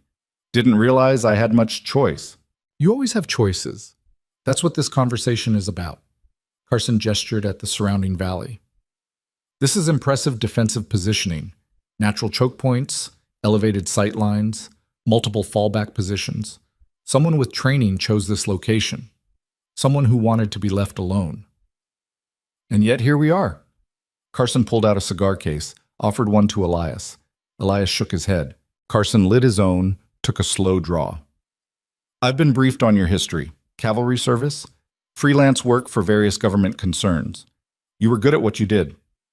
"Was." "I don't think that skill set expires. Last night you sabotaged our camp, disabled artillery, and escaped without casualties on either side. That's professional work." "I was making a point." "You made it. You're not a helpless hermit. We understand that now, which is why I'm here instead of just ordering an assault." Elias studied Carson's face, looking for tells. The man was controlled, but there was something underneath, stress maybe, pressure, from above. "Blackwell's pushing you," Elias said. Carson's expression didn't change, but his cigar hand paused briefly. "Mr. Blackwell is my employer. His timelines are my timelines. And his timelines are slipping. Because you're making them slip. Which brings us to why we're talking." Carson flicked ash from his cigar. "I'm authorized to make you an offer, $50,000. Full legal immunity from the warrant, transport to anywhere in the country you want to go. In exchange, you sign over the property and disappear." 50,000. That was more than twice Hutchins' offer. Blackwell was hemorrhaging money trying to solve this problem. "And Cross?" Elias asked. "The lawyer goes free. No charges. No retaliation. He gets to walk away." "Why would I believe that?" "Because I give you my word. And unlike the men you've dealt with so far, my word actually means something." There was truth in that statement. Carson wasn't like Dalton Reeves or the hired guns. He had a code, however twisted by working for someone like Blackwell. "What happens if I refuse?" Elias asked. Carson took another draw on his cigar. "Then I do my job. I have 42 men, 3 artillery pieces, and unlimited resources. I will take this valley, Mr. Blackwood, It's just a question of how much blood gets spilled in the process. You sound certain. I am certain. I've conducted 17 operations like this. I've never failed. Not because I'm cruel or because I enjoy it, but because I'm thorough, patient, and willing to do whatever is necessary. Carson met Elias's eyes. You're good, but you're also one man with limited supplies facing an overwhelming force. The mathematics don't favor you. Mathematics don't account for will. No, they don't. Which is why I'm making this offer. I respect what you've done here, the stand you're making. But respect doesn't change outcomes. Carson gestured toward the cabin. That structure, however well fortified, can't withstand sustained artillery bombardment. Your tunnels, however cleverly hidden, can be found and collapsed. Your traps can be cleared. Your ammunition will run out. And when it does, you'll have nothing left but pride. Pride's kept men alive before. Pride's also gotten them killed. Carson finished his cigar and ground it out carefully. I'm giving you a way out where everyone survives. Where you get enough money to build 10 cabins anywhere you want. Where this whole thing ends without more violence. And Blackwell gets his railroad. Blackwell gets his railroad either way. The only variable is whether you're alive to spend $50,000 or dead over a piece of land that someone else will own by next month. It was the most honest thing anyone from Blackwell's organization had said. No pretense, no manipulation, just cold calculation presented as inevitable fact. Elias respected that, even if he rejected the conclusion. I need to think about it, he said. Carson nodded. You have until sunset. After that, the offer expires and I begin active operations. Bombardment starts at dawn tomorrow. That's 8 hours. That's generous considering most of my operations don't involve negotiation at all. Carson started to walk away, then paused. Mr. Blackwood? I meant what I said about respect. You've held off a superior force for longer than most professional soldiers could, but this ends one of two ways. Take the money while the offer stands. He walked back toward his camp, posture straight, movements measured. Elias returned to the cabin, his mind working through variables and options. Cross was waiting by the door. Well? Carson's smart, disciplined. He'll do exactly what he says he'll do. Which is, shell us into rubble starting tomorrow morning if I don't take his offer. Cross's face went pale. Can he actually do that? 3 artillery pieces properly positioned? Yes. This cabin can take rifle fire all day, but sustained howitzer bombardment will break it apart. So what do we do? Elias sat at the table and pulled out the map of the valley. We have 8 hours before the offer expires. 20 hours before bombardment starts. The federal inspector arrives tomorrow afternoon. We can't survive bombardment for that long. No, we can't. Elias traced routes on the map. But Carson's assuming we'll stay here, that we'll defend this position to the end. You're saying we abandon the cabin? I'm saying we make them think we're abandoning it. Use the south tunnel, set up a false trail heading east. Meanwhile, we circle back through the mountains and hit their camp from an angle they're not watching. Cross stared at him. Hit their camp? With what force? With information. Carson's operation is funded by Blackwell's investors. Investors who are already nervous about the timeline. If we can create enough chaos, enough visible failure, it undermines confidence, undermines funding. That's insane. They have 42 men. They have 42 men who think they're besieging a static target. They're set up for defense against a breakout, not for being attacked themselves. Cross rubbed his face. I'm a lawyer. This is beyond my understanding. Then trust mine. We can't win by sitting here. We have to change the battlefield. They spent the next 2 hours planning. Elias worked out approach routes and timing. Cross drafted a message to the journalist detailing everything they'd witnessed, including Carson's arrival and the artillery threat. If they didn't survive, at least the story would. Around noon, a rider approached with another white flag. Message from Mr. Carson, the man called. He's extending the deadline. You now have until midnight to decide. Elias stepped to the door. Why the extension? Mr. Carson says he received word from his employer. Wants to give you every possible chance to accept. The rider left quickly. Cross looked confused. Why would Carson give us more time? Because something's changed, something Carson didn't expect. Elias thought about it. Blackwell must have sent word. Maybe pressuring Carson to avoid violence if possible. Maybe worried about attention. Or maybe the journalist is already making noise. I sent word to him 2 days ago. If he started investigating, asking questions in Denver, that could spook Blackwell's investors. That made sense. Public scrutiny was exactly what Blackwell wanted to avoid. Then we're having an effect, Elias said. We keep pressing. They continued preparing. Elias gathered supplies for a mobile operation. Cross organized all the documentation they'd accumulated. Proof of the fraudulent land claim, records of intimidation, Carson's own arrival with military force. Around 3 in the afternoon, something unexpected happened. A single rider approached, but not under white flag. He came fast, horse at full gallop, and he was shouting before he even dismounted. "Blackwood! Elias Blackwood!" Elias grabbed the Winchester and moved to the window. The rider was young, covered in trail dust, waving papers above his head. "I'm from the Territorial Surveyor's Office. I have urgent information." "State your business," Elias called out. "The federal inspector sent word ahead. Your land claim has been verified as legitimate. The corporate filing by the Colorado Territorial Development Corporation is fraudulent. You are the legal owner of this property." Cross grabbed Elias's arm. "That's it. That's the verification we needed." The rider continued, still waving papers. "The inspector will arrive tomorrow to make it official, but he wanted you to know immediately. The warrant for your arrest has been voided. You are acting within your legal rights." Elias felt something shift in his chest. After days of fighting, of uncertainty, of calculating impossible odds, they'd actually done it. They'd won the legal battle. But he knew immediately that wouldn't be enough. "Get inside," he told the rider. "Quickly!" The young man dismounted and ran to the cabin. Elias pulled him through the door and secured it behind him. "What's your name?" Elias asked. "Thomas Webb, junior surveyor. The inspector sent me ahead because he knew time was critical."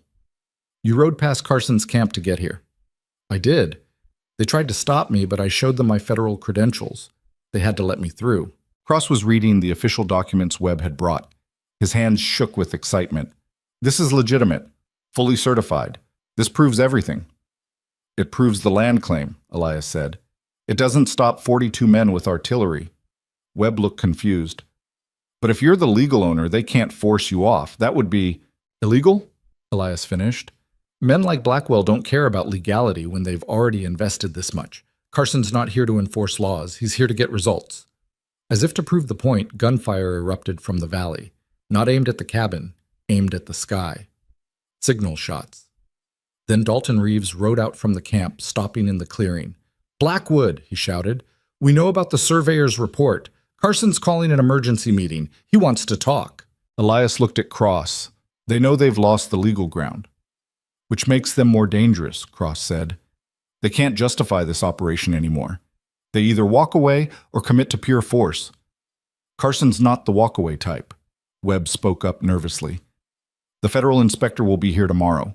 If you can just hold until then, he'll have authority to order them off the property." "Lot can happen in a day," Elias muttered. He walked to the door and called back to Reeves. "What does Carson want?" "Face to face, same as before. Just you and him." "When?" "Now. He's waiting." Elias strapped on both revolvers. Cross started to protest, but Elias cut him off. "Stay with Webb. If I'm not back in an hour, use the tunnel." "You're walking into a trap." "Maybe. Or maybe Carson's actually interested in talking now that his legal justification disappeared." "You have too much faith in his honor."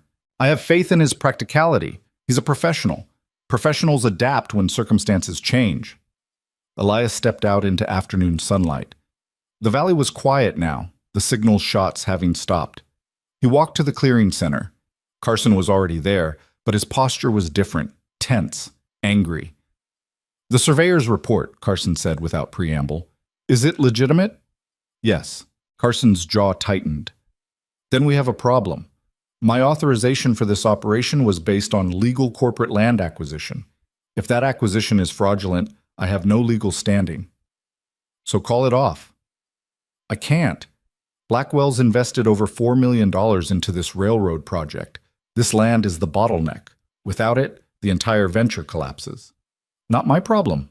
"It is your problem because Blackwell isn't going to walk away from $4 million. He'll go through me if necessary. He'll hire someone else. He'll find a way." Carson pulled out another cigar but didn't light it. I'm trying to prevent this from becoming a bloodbath. By offering what? By telling you the truth. Blackwell just sent me a message. He's ordering me to take this land by force, legal standing or not. He's tripling my fee. He's promising full legal protection if things go wrong. He's telling me to finish this within 24 hours regardless of cost. Elias felt ice in his stomach. You gonna do it? Carson was quiet for a long moment. I've done a lot of things I'm not proud of, Blackwood. I've bent laws, I've intimidated people. I've used force when I could have used negotiation, but I've never attacked a legally recognized landowner on behalf of someone who's blatantly in the wrong. First time for everything? Maybe. Or maybe this is where I draw the line. Carson finally lit his cigar. I need to show you something. Come with me. Where? My camp.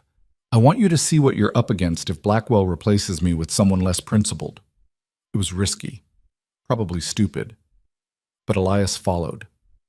They walked together toward the camp, an old soldier and an operations manager who'd suddenly found himself in ethical territory he hadn't planned for. The camp went quiet as they entered. 42 men watched Elias with expressions ranging from curiosity to hostility. Carson led him to the artillery positions. 3 howitzers, freshly assembled and calibrated. Stacks of shells beside each one. Crews standing ready. This is what Blackwell's paying for, Carson said. At dawn, if I follow orders, these guns open up. They'll fire for 6 hours straight if necessary. Your cabin will be rubble. Anyone inside will be dead. Elias studied the setup. The guns were positioned perfectly, overlapping fire sectors, protected by earthworks. Professional work. You brought me here to intimidate me? I brought you here to show you I'm serious about preventing this. Look around, Blackwood. Really look. Elias did, and he saw something he hadn't noticed before. The artillery crews weren't checking their weapons. They were standing idle, uncomfortable. Several were talking in low voices, gesturing toward the cabin. One was arguing with a sergeant. They don't want to do it, Elias said. Half of them don't. They signed on for a land clearance operation with legal backing. Now the legal backing's gone and they're being asked to murder a landowner who's within his rights. Some of them will do it anyway. Some won't. Which side are you on? Carson took a long draw on his cigar. I'm on the side of getting paid and staying alive, but I'm also tired of working for men like Blackwell, men who think money makes them immune to consequences. So what are you proposing? I'm proposing we end this differently. You, me, and that lawyer figure out a solution that doesn't involve my artillery crews committing murder and you getting killed for a piece of land. I'm listening. Blackwell wants this land because it's the only viable railroad route. But there might be another way. A compromise route that adds cost but doesn't require your property. It would take longer, require more investment, but it's technically feasible. Why would Blackwell accept that? Carson smiled grimly. Because if he doesn't, I walk away. I take my crew with me, and I make sure every newspaper in Colorado knows why. That federal inspector arrives tomorrow. I'll testify. I'll show them the orders Blackwell sent me. I'll expose the whole operation. Elias stared at him. You'd burn your own employer? I'd burn a criminal who put me in an impossible position. There's a difference. Carson gestured back toward the cabin. You've held out longer than anyone expected. You've gotten federal verification of your claim. You've embarrassed Blackwell and cost him millions. You've won, Blackwood. The question is whether you'll accept a win that doesn't end in bloodshed. It was tempting, so tempting. But Elias thought about James Whitmore, about 8 years of waiting for justice, about the fact that Blackwell had ordered one murder and was willing to order another. What guarantees do I have? He asked. My word, which I know isn't worth much to you, but also documentation. I'll put the compromise proposal in writing. I'll get Blackwell to sign it. If he violates it, you'll have proof. And if he sends someone else after you walk away, then you deal with them the same way you dealt with Reeves. But at least you'll have time, federal oversight, legal standing. It won't be a siege anymore. It'll be criminal trespass, and every lawman in the territory will be on your side. Elias looked back at the artillery pieces, at the men standing uncomfortably beside them, at Carson, who was offering something Elias hadn't expected, a way out that didn't require more death. I need to talk to Cross, Elias said. Take an hour, but decide fast. Blackwell's already sending messages demanding status updates. If I don't give him results soon, he'll replace me with someone who will. They walked back to the clearing. Elias returned to the cabin alone. Cross and Webb were waiting anxiously. Well? Cross asked. Elias explained Carson's proposal. The compromise route. The written guarantees. Carson's willingness to testify against Blackwell. Cross listened carefully, his legal mind processing angles. It could work. If Carson actually follows through, if Blackwell signs the agreement, we'd have everything we need to protect you going forward. But, Elias prompted, but it lets Blackwell off easy. He pays more money, takes a different route, gets his railroad anyway. He doesn't face real consequences for what he did to James, for what he tried to do to you. Webb spoke up. The federal inspector might still investigate the corruption, the fraudulent land claims, the intimidation tactics. Carson's testimony could lead to charges. Could, Elias repeated. Not will. Cross met his eyes. This is your decision, your land, your fight. I'll support whatever you choose. Elias walked to the window and looked out at the valley. His valley. The land he'd claimed 12 years ago as refuge from violence. He'd defended it. He'd won the legal battle. He'd forced Blackwell into a corner. But he hadn't destroyed him, hadn't brought the kind of justice James deserved. The question was whether that justice was worth more bloodshed, worth the lives of artillery crews who were just following orders, worth his own life and Cross's, and young Webb who'd ridden hard to bring good news. He thought about James, about the promise he'd made to not let them win. They hadn't won. Not completely, but neither had they lost completely. Sometimes in war, that was the best outcome available. Tell Carson I'll meet him at sunset, Elias said. We'll discuss terms. Cross nodded slowly. Webb looked relieved. Elias spent the remaining hours preparing, not for battle this time, for negotiation. At sunset, he walked out to meet Carson one final time. The operations manager was waiting with papers already drawn up. Professional to the end. The compromise route, Carson said, spreading a map. It adds 15 miles and requires 2 additional bridges. Costs Blackwell an extra $2 million, but it works.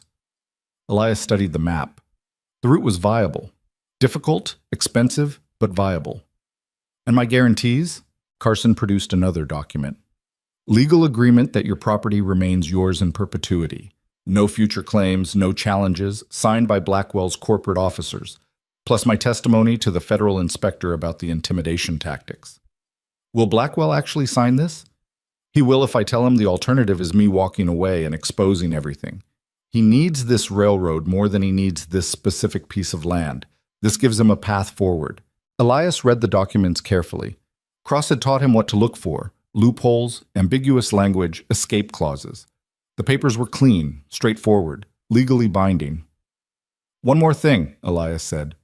Blackwell puts $1 million into a territorial fund for homesteaders, families who've been pushed off their land by corporate land grabs. Make them whole. Carson raised an eyebrow. That's not about you. No. It's about all the people like me who didn't have the skills or luck to fight back. It's about making this actually mean something. Blackwell will never agree to that. Then we fight, and you explain to your crews why they're murdering a man over corporate greed. Carson was quiet for a long moment. Then he smiled slightly. You're a pain in the neck, Blackwood. I've been told that before. I'll propose it. Can't guarantee he'll accept. Try hard. They shook hands. It felt strange, shaking hands with someone who'd been preparing to kill him hours ago. But war made strange alliances. Carson rode back to camp to send telegrams. Elias returned to the cabin. Well? Cross asked. We wait. If Blackwell agrees, we get everything. If he refuses, we're back to artillery at dawn. The night was long. They took turns on watch, waiting for Carson's response. It came at 2 a.m, a rider with a sealed envelope. Elias opened it by lamplight. Inside was Blackwell's signature on all the documents. The property guarantee, the testimony agreement, and the $1 million homesteader fund. He agreed, Elias said quietly. Cross started laughing, partly relief, partly disbelief. We did it. We actually did it. We survived. Not quite the same thing. Surviving is winning when the alternative is dying. Fair point. At dawn, instead of artillery fire, they watched Carson's camp break down. Tents came down. Wagons were loaded. Men mounted horses. Within 3 hours, the valley was empty except for the cabin and its defenders. The federal inspector arrived that afternoon, verified everything, and made it official. Elias Blackwood was the legal owner of his land, now and forever.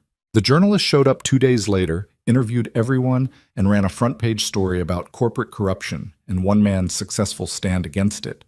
Blackwell's investors got nervous. Several pulled funding. The railroad project stalled. Not destroyed, not defeated completely, but hurt, damaged, forced to operate under scrutiny. Cross stayed for another week, finalizing paperwork. When he finally prepared to leave, Elias walked him to his horse. "What will you do now?" Cross asked. "Same thing I've always done. Live here, be left alone." "You could do more, you know. With the attention this story's getting, you could help other homesteaders, teach them to defend their land, fight back against companies like Blackwell's." Elias considered that. "Maybe. Or maybe I've done my part. James would be proud. James would tell me I went easy on them." Cross smiled. "Probably. But he'd also tell you that you kept your promise. You didn't let them win." They shook hands. Cross rode out, leaving Elias alone again in his valley. The cabin needed repairs, the traps needed resetting. Life needed to return to normal. But normal felt different now. For 12 years, Elias had hidden from the world. Now the world knew who he was. The question was what he'd do with that. He stood in the clearing where he'd faced down Carson, where he'd negotiated terms, where he'd found a way to win without becoming the monster he'd been fighting. The valley was quiet, peaceful. But Elias Blackwood was no longer just a hermit hiding from his past. He was something else now, something the frontier might need. And for the first time in 12 years, that didn't scare him. The quiet lasted exactly 9 days. Elias had just finished repairing the east wall when he saw the wagon coming up the valley road. Not a military convoy this time. Just a single covered wagon pulled by 2 tired horses, a man and woman on the seat, 3 children visible in the back. He watched from the porch, Winchester resting against the doorframe within easy reach. Old habits. The wagon stopped 50 yards out. The man climbed down slowly, hands visible, no weapons. "Mr. Blackwood," he called out, "my name's Peter Christensen. I read about you in the Denver Post, about what you did, how you stood up to the railroad company." Elias didn't respond, just watched. Christensen continued, his voice carrying desperation. "We got pushed off our land 2 months ago. Different company, same tactics. They said our claim wasn't valid, said we were squatting. They burned our house and threatened my family. We've been living in this wagon ever since." "I'm sorry to hear that," Elias said, "but I can't help you. I'm not asking you to fight for us. I'm asking for advice. How did you do it? How did you make them back down?" "I had help. A lawyer. Federal inspector. Luck. We don't have any of that. We just have—" Christensen gestured at his family. "We just have each other. And I don't know what to do." The woman climbed down from the wagon seat. She was younger than her husband, maybe 30, with exhausted eyes. "Please, we're not asking for much. Just tell us how to protect ourselves. How to fight back." Elias felt something twist in his chest. He'd told Cross maybe he'd done his part, that maybe one fight was enough. But looking at these people, at the scared children peering out from the wagon, he knew that wasn't true. One fight was never enough when the same predators kept hunting. "Where's your land?" he asked. "North of Fort Collins. About 80 miles from here. Company called it abandoned property, but we were only gone for 2 weeks visiting my wife's sick mother. When we came back, they'd already filed new claims." "You have documentation? Original deed?" Christensen pulled papers from his coat. "Everything. But the local marshal won't look at it. Says it's a civil matter. Says we need to hire lawyers we can't afford." Elias walked forward and took the papers. Examined them in the afternoon light. The deed looked legitimate. The claim was solid. The company that had taken it was called Mountain Consolidated Holdings. He'd never heard of them. But the tactics were identical to Blackwell's operation, which meant they were probably connected, or at least learning from the same playbook. "You can't go back there alone," Elias said. "They'll kill you if you try." "I know. That's why we're here. We're asking you to teach us, train us, help us be ready." "I'm not a teacher. You defended your land against 40 men. You made them back down. You're exactly what we need. Elias handed back the papers. Go to Denver. Find a lawyer named Samuel Cross. Tell him I sent you. He'll help with the legal angle. Legal doesn't work when they've already taken everything. We need to be able to defend ourselves. The woman added, We're not asking you to fight our battle. We're asking you to show us how to fight it ourselves. Elias looked at them for a long moment, saw the determination underneath the desperation. These weren't people looking for a savior. They were people willing to save themselves if someone just showed them how. That was different. You got supplies? He asked. Some, not much. How long can you stay? Christensen and his wife exchanged glances. As long as it takes. It'll take weeks, maybe months. I'll teach you defensive tactics, fortification, how to read terrain. But I won't teach you how to be killers. That's not what this is about. We don't want to kill anyone. We just want to protect what's ours. Then pull your wagon around back. Set up camp by the creek. We start at dawn. They looked stunned, like they hadn't actually expected him to agree. Thank you, the woman said, her voice breaking. Thank you so much. Don't thank me yet. This is going to be hard work, and there's no guarantee it'll be enough. It's more than we had before. They moved their wagon to the creek area. Elias watched them set up camp, the children helping their parents, everyone working together with practiced efficiency born from weeks of displacement. He thought about Cross's words, about helping other homesteaders, about teaching them to fight back. Maybe this was what came next. The first week was basic education. Elias taught them how to assess defensive positions, how to use terrain to their advantage, how to set up simple early warning systems. Peter was a quick learner, military service in his background. His wife, Sarah, had grown up on a ranch and knew how to shoot. But it was the children who surprised him. The oldest, a boy named Michael, who was maybe 13, absorbed everything like a sponge. He asked intelligent questions about sight lines and approach vectors. The younger two were less interested in tactics, but good at following instructions.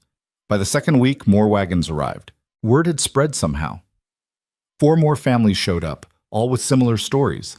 Land stolen through legal manipulation, homes burned, families threatened. They'd heard about Elias Blackwood and come seeking help. Elias found himself running an impromptu training camp. He taught them how to fortify structures using limited resources, how to organize watch rotations, how to communicate across distances using signal systems, how to make an attacker think twice about easy targets. But he also taught them something more important, how to work together. Most of these families had been isolated on their individual claims, facing threats alone. Elias showed them that cooperation multiplied defensive capability. 5 families defending individual homesteads were vulnerable. 5 families defending each other were a community. On the 15th day, Samuel Cross returned. The lawyer rode up to find 30 people spread across Elias's property, some practicing with rifles, others building defensive structures, children running messages between groups. What in the name of... Cross dismounted, staring. What happened here? People needed help, Elias said simply. So you started a school? More like a cooperative. They help each other. I provide guidance. Cross walked through the camp, observing the organized chaos. He stopped to talk with several families, taking notes in his ever-present notebook. When he returned to Elias, he was smiling.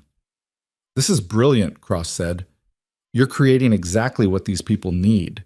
Not just tactical knowledge, but solidarity. The companies prey on isolated homesteaders, but a coordinated group? That's much harder to intimidate. It's temporary. Once they learn what they need, they'll go back to their lands. And if they don't? What if this becomes permanent? What are you suggesting? Cross pulled out his notebook, flipped to a fresh page. I'm suggesting we formalize this, create an actual organization, the Homesteader Defense Association. I handle the legal work, you provide tactical training, and these families become the foundation of something bigger. I'm not interested in running an organization. You're already running one. You just haven't admitted it yet. Cross gestured at the families. Look at them. They're not just learning to defend their land, they're learning to hope again, to believe they have a chance against the companies that victimize them. Elias watched Peter Christensen teaching another man how to construct a deadfall trap, watched Sarah showing a group of women how to organize medical supplies, watched the children running between camps, carrying messages, helping however they could. Cross was right. This had already become something bigger than simple training. The question was whether Elias was ready to commit to it. That night, around the communal fire the families had started, Peter stood up and addressed the group. "I want to say something. When we came here 2 weeks ago, we had nothing. We'd lost our home, our land, our hope. Mr. Blackwood could have turned us away. He had every right to. He'd already fought his own battle." Others nodded agreement. Peter continued, "But he didn't. He let us stay. He taught us. And now we have something we didn't have before. We have knowledge, we have skills, we have each other." Sarah added, "And we have a choice. We can take what we've learned and go back to fighting alone. Or we can stay together, help each other, build something that can actually stand against the companies trying to take our lands." There was murmuring around the fire. Some families looked interested, others uncertain. Michael, Peter's son, spoke up. "I think we should stay together. Alone we're weak. Together we're strong."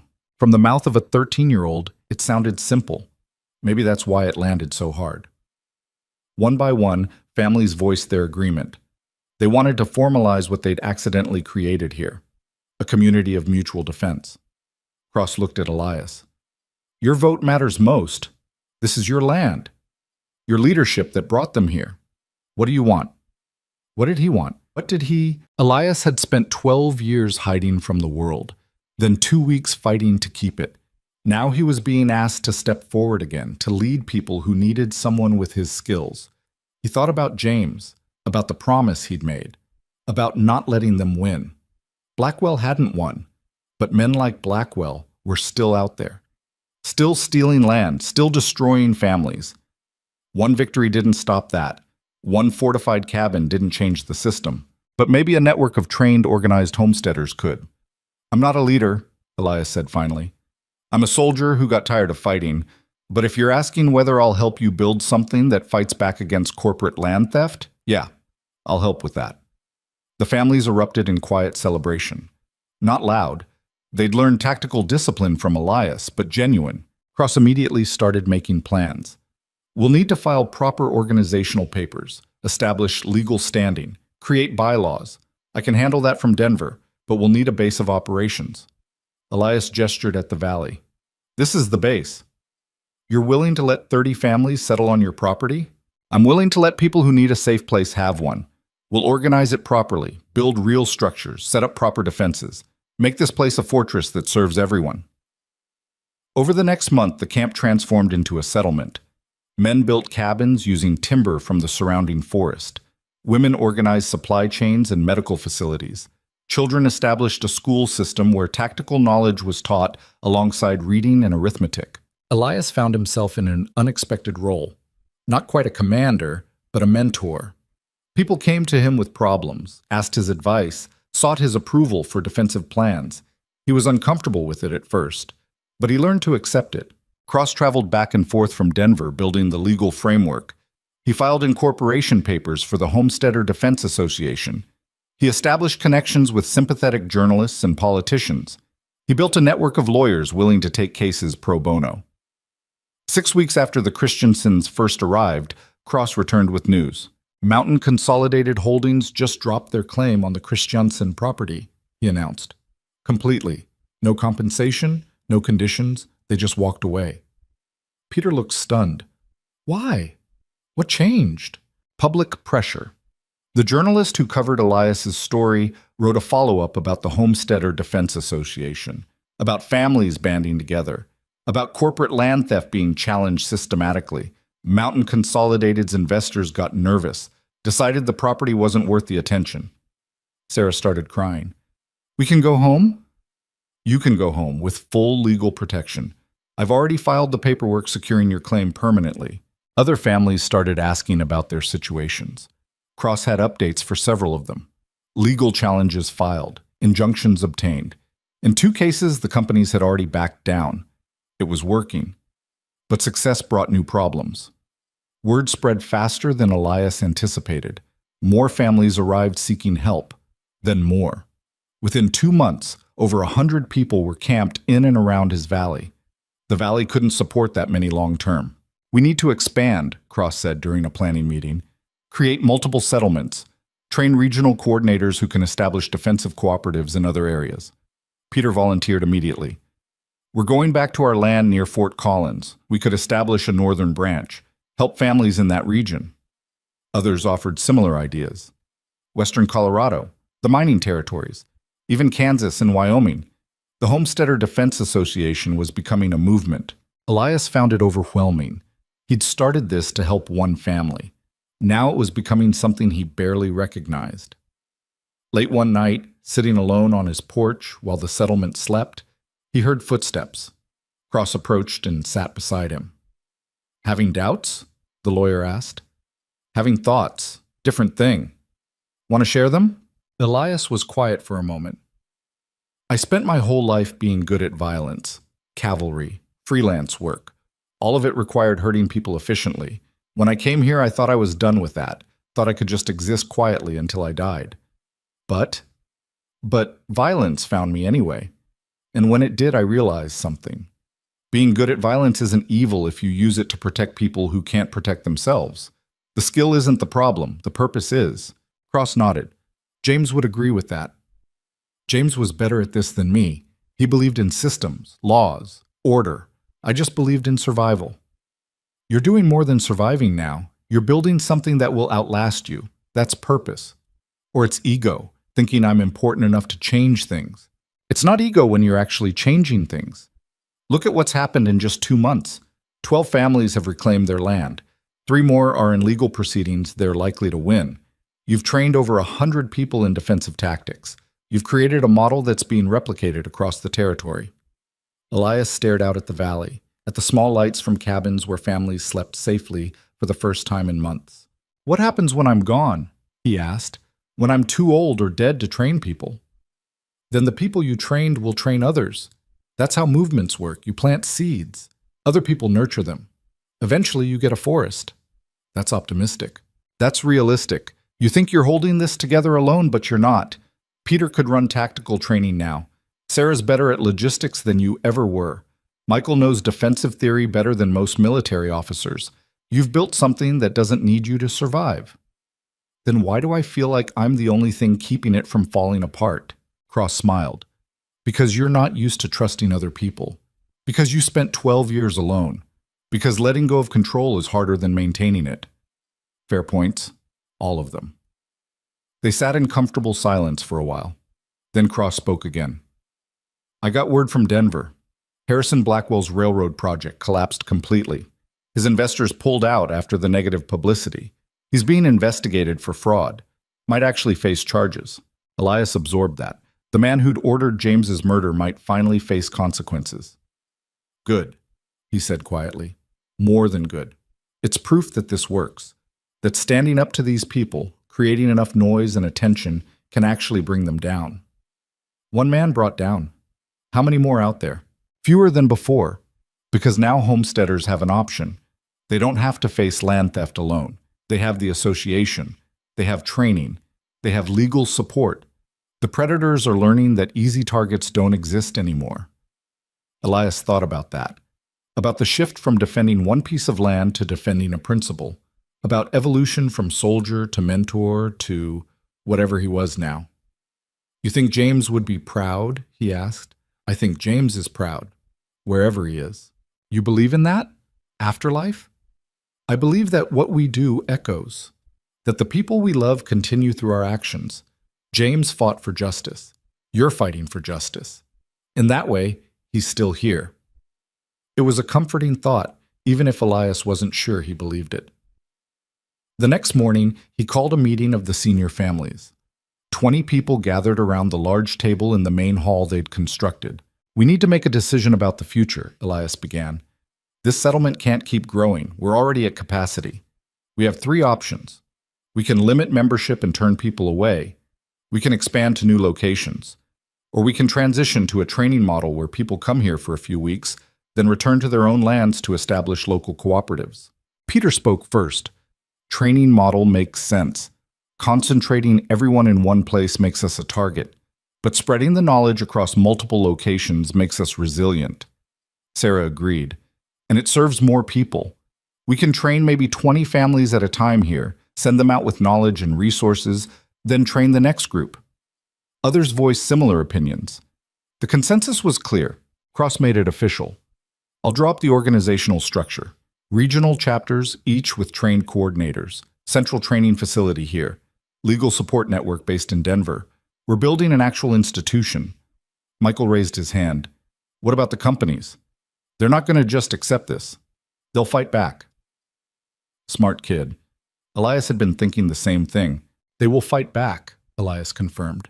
They'll try to infiltrate us, bribe our members, discredit us publicly, maybe even use violence. We need to be ready for that. How? Someone asked. By being transparent, by documenting everything, by operating within the law even when they don't. We don't give them ammunition to use against us, Cross added, and by making ourselves too big to easily destroy. One settlement, one leader, that's vulnerable. But a network of interconnected communities, each capable of independent operation, that's robust. They spent the next several hours hammering out details, training schedules, regional organization, legal protocols, supply chains. By the time they finished, they'd created a blueprint for something unprecedented in the Colorado Territory. A systematic defense against corporate land theft. Over the following months, the model proved itself. The first group of trainees completed their program and returned to their homesteads. They established local defensive cooperatives. When companies tried to intimidate them, they found organized resistance instead of isolated victims. The second training group arrived. Then the third. Cross's legal network won several major cases. Courts started recognizing the pattern of fraudulent land claims. Marshals stopped automatically siding with corporations. The tide was shifting. Elias watched it happen with a mixture of pride and discomfort. He'd never wanted to be important, never wanted attention, but somehow he'd become the face of a movement. People started calling him different things. The guardian of Blackwood Ridge, the homesteader's general, the man who said no. He hated all of them, but he understood what they represented. Hope, defiance, proof that regular people could stand against powerful interests. 1 year after the Christiansens first arrived, Elias stood on his porch watching the 6th training group practice defensive drills. 30 families, learning the skills that might save their homes. Cross approached and leaned against the railing beside him. "You did it," the lawyer said simply. "Did what?" "Change things. Actually change them. This time last year, you were alone in a cabin waiting to die. Now you're training an army of homesteaders who are reclaiming the frontier from corporate predators. Feels bigger than I intended. The best things usually are." Cross pulled out a telegram. "This came for you. From Washington." Elias took it and read. A territorial governor wanted to meet with him, discuss making the Homesteader Defense Association an official territorial institution with government support. "What do you think?" Cross asked. "I think government support comes with government control. Once we're official, we're political. We become a target for every company with influence. True, but we'd also have resources. Legal standing, protection." Elias folded the telegram and tucked it in his pocket. "Let me think about it." That evening, he walked alone to the spot where he'd first confronted Carson, where he'd negotiated terms that had saved lives and started everything that came after. He thought about paths not taken. He could have accepted Hutchins' money, could have left and built a new life somewhere else, could have stayed isolated and let the world solve its own problems. Instead, he'd chosen to fight, to stand, to build something that helped others stand too. Had it been worth it? He thought about the families who'd reclaimed their land, about the children learning to defend their homes, about the companies who were learning that easy victims didn't exist anymore. Yeah, it had been worth it. He returned to the cabin and found Cross waiting. "Tell the governor yes," Elias said. "We'll meet, we'll listen, but we don't give up control. This organization serves homesteaders, not politicians." "Understood. I'll arrange it." Cross left. Elias sat at his table and looked at the photograph of James that still hung by the window. "We didn't let them win," he said to the image. "You were right. Fighting back matters, even when it seems impossible." The photograph didn't answer, but Elias felt something settle in his chest, a sense that he'd honored the promise he'd made 8 years ago. The next morning, young Michael found him before training started. "Mr. Blackwood, can I ask you something?" Go ahead. Do you think we're really going to win? Like, permanently? Or is this just temporary? Elias considered the question seriously. Winning isn't permanent, it's ongoing. There'll always be people trying to take what isn't theirs. The question is whether we keep fighting back. Will you? Keep fighting? As long as I'm able to. But eventually you and the others will have to carry it forward. That's how this works. The old teach the young become the old. The fight continues. That sounds exhausting, Elias smiled. It is, but it's better than the alternative, which is giving up, letting them win without resistance. That's not living, that's just existing until you die. Michael nodded thoughtfully and ran off to join the other trainees. Elias watched him go and realized something. He was looking at the future. These children learning defensive tactics today would be the adults defending the frontier tomorrow. That was the real victory. Not defeating one company or saving one piece of land, but creating a generation that refused to be victims. 5 years later, Elias Blackwood sat on his porch in the late afternoon sun. His hair had gone completely white. His hands shook sometimes from old injuries, but his eyes were still sharp. The valley below had transformed completely. What had started as one cabin was now a small town, permanent structures, a school, a medical facility, housing for rotating groups of trainees. The Homesteader Defense Association had chapters in 6 territories. They'd helped over 300 families reclaim stolen land. They'd trained more than 1,000 people in defensive tactics. Corporate land theft hadn't stopped, but it had slowed. Companies learned that targeting homesteaders associated with the HDA brought legal challenges and public scrutiny they couldn't afford. Cross visited monthly, bringing updates and legal briefs. Peter Christensen ran the northern chapter and had trained dozens of regional coordinators. Sarah had written a manual on homestead defense that was being distributed across the Western territories. And Michael, now 18, was studying law in Denver, planning to join Cross's practice and provide legal support to the organization. Everything had worked out better than Elias had any right to expect. But he was tired, 67 years old, a lifetime of violence and stress catching up to him. He'd already told Cross he was stepping back, transitioning leadership to the younger generation. His body couldn't keep up with the demands anymore. Peter and Sarah would take over training operations. Cross would handle legal and organizational matters. Michael, when he finished school, would join the legal team. The settlement would continue without him. That was good. That was how it should be.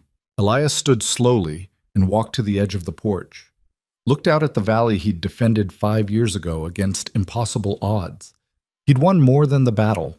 He'd won the right to make his life mean something beyond survival. That was enough. He went inside, made coffee, and sat at his table. The photograph of James still hung by the window, faded now, but still there. "We built something good," Elias said to it. "Not perfect, but good. People helping people. That's what you wanted, isn't it?" The photograph didn't answer, but Elias felt at peace. He'd kept his promise. He'd fought the right fight. He'd turned his skills toward protecting instead of destroying. And now, finally, he could rest. Not the rest of giving up, the rest of knowing the work would continue without him. Outside, he could hear the trainees practicing, voices calling instructions, the sound of construction as new buildings went up, life continuing, purpose spreading. Elias Blackwood closed his eyes and smiled. He'd come to this valley 12 years ago looking for isolation, for an end to violence, for peace. He'd found all of it, but not the way he expected. Not through hiding, through standing, not through peace, through fighting for it, not through isolation, through building community. The old man who'd been dismissed as weak had become the foundation of something that would outlast him. That was legacy. That was victory. That was enough.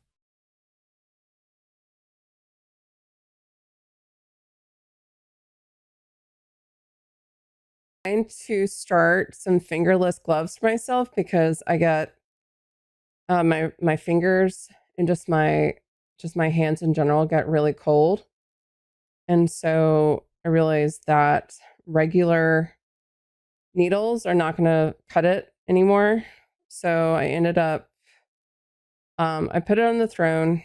I put some short I almost call them short needles. I mean, that's essentially what they are, but it's minis It's you just cast on a pair today. Oh, that's amazing. Oh, I love that. Like maybe there's a way that I can. Okay, I need to just go back into the VOD or more into the VOD of this recording.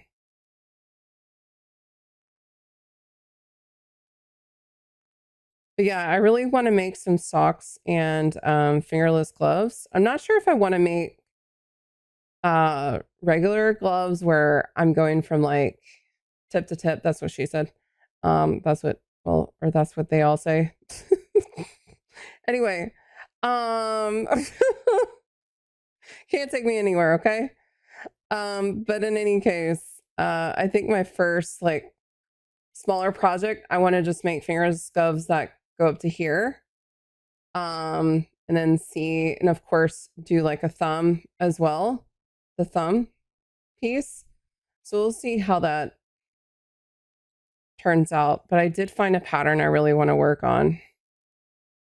And I have added minis to, like, what I was trying to get at is I've added minis to the throne.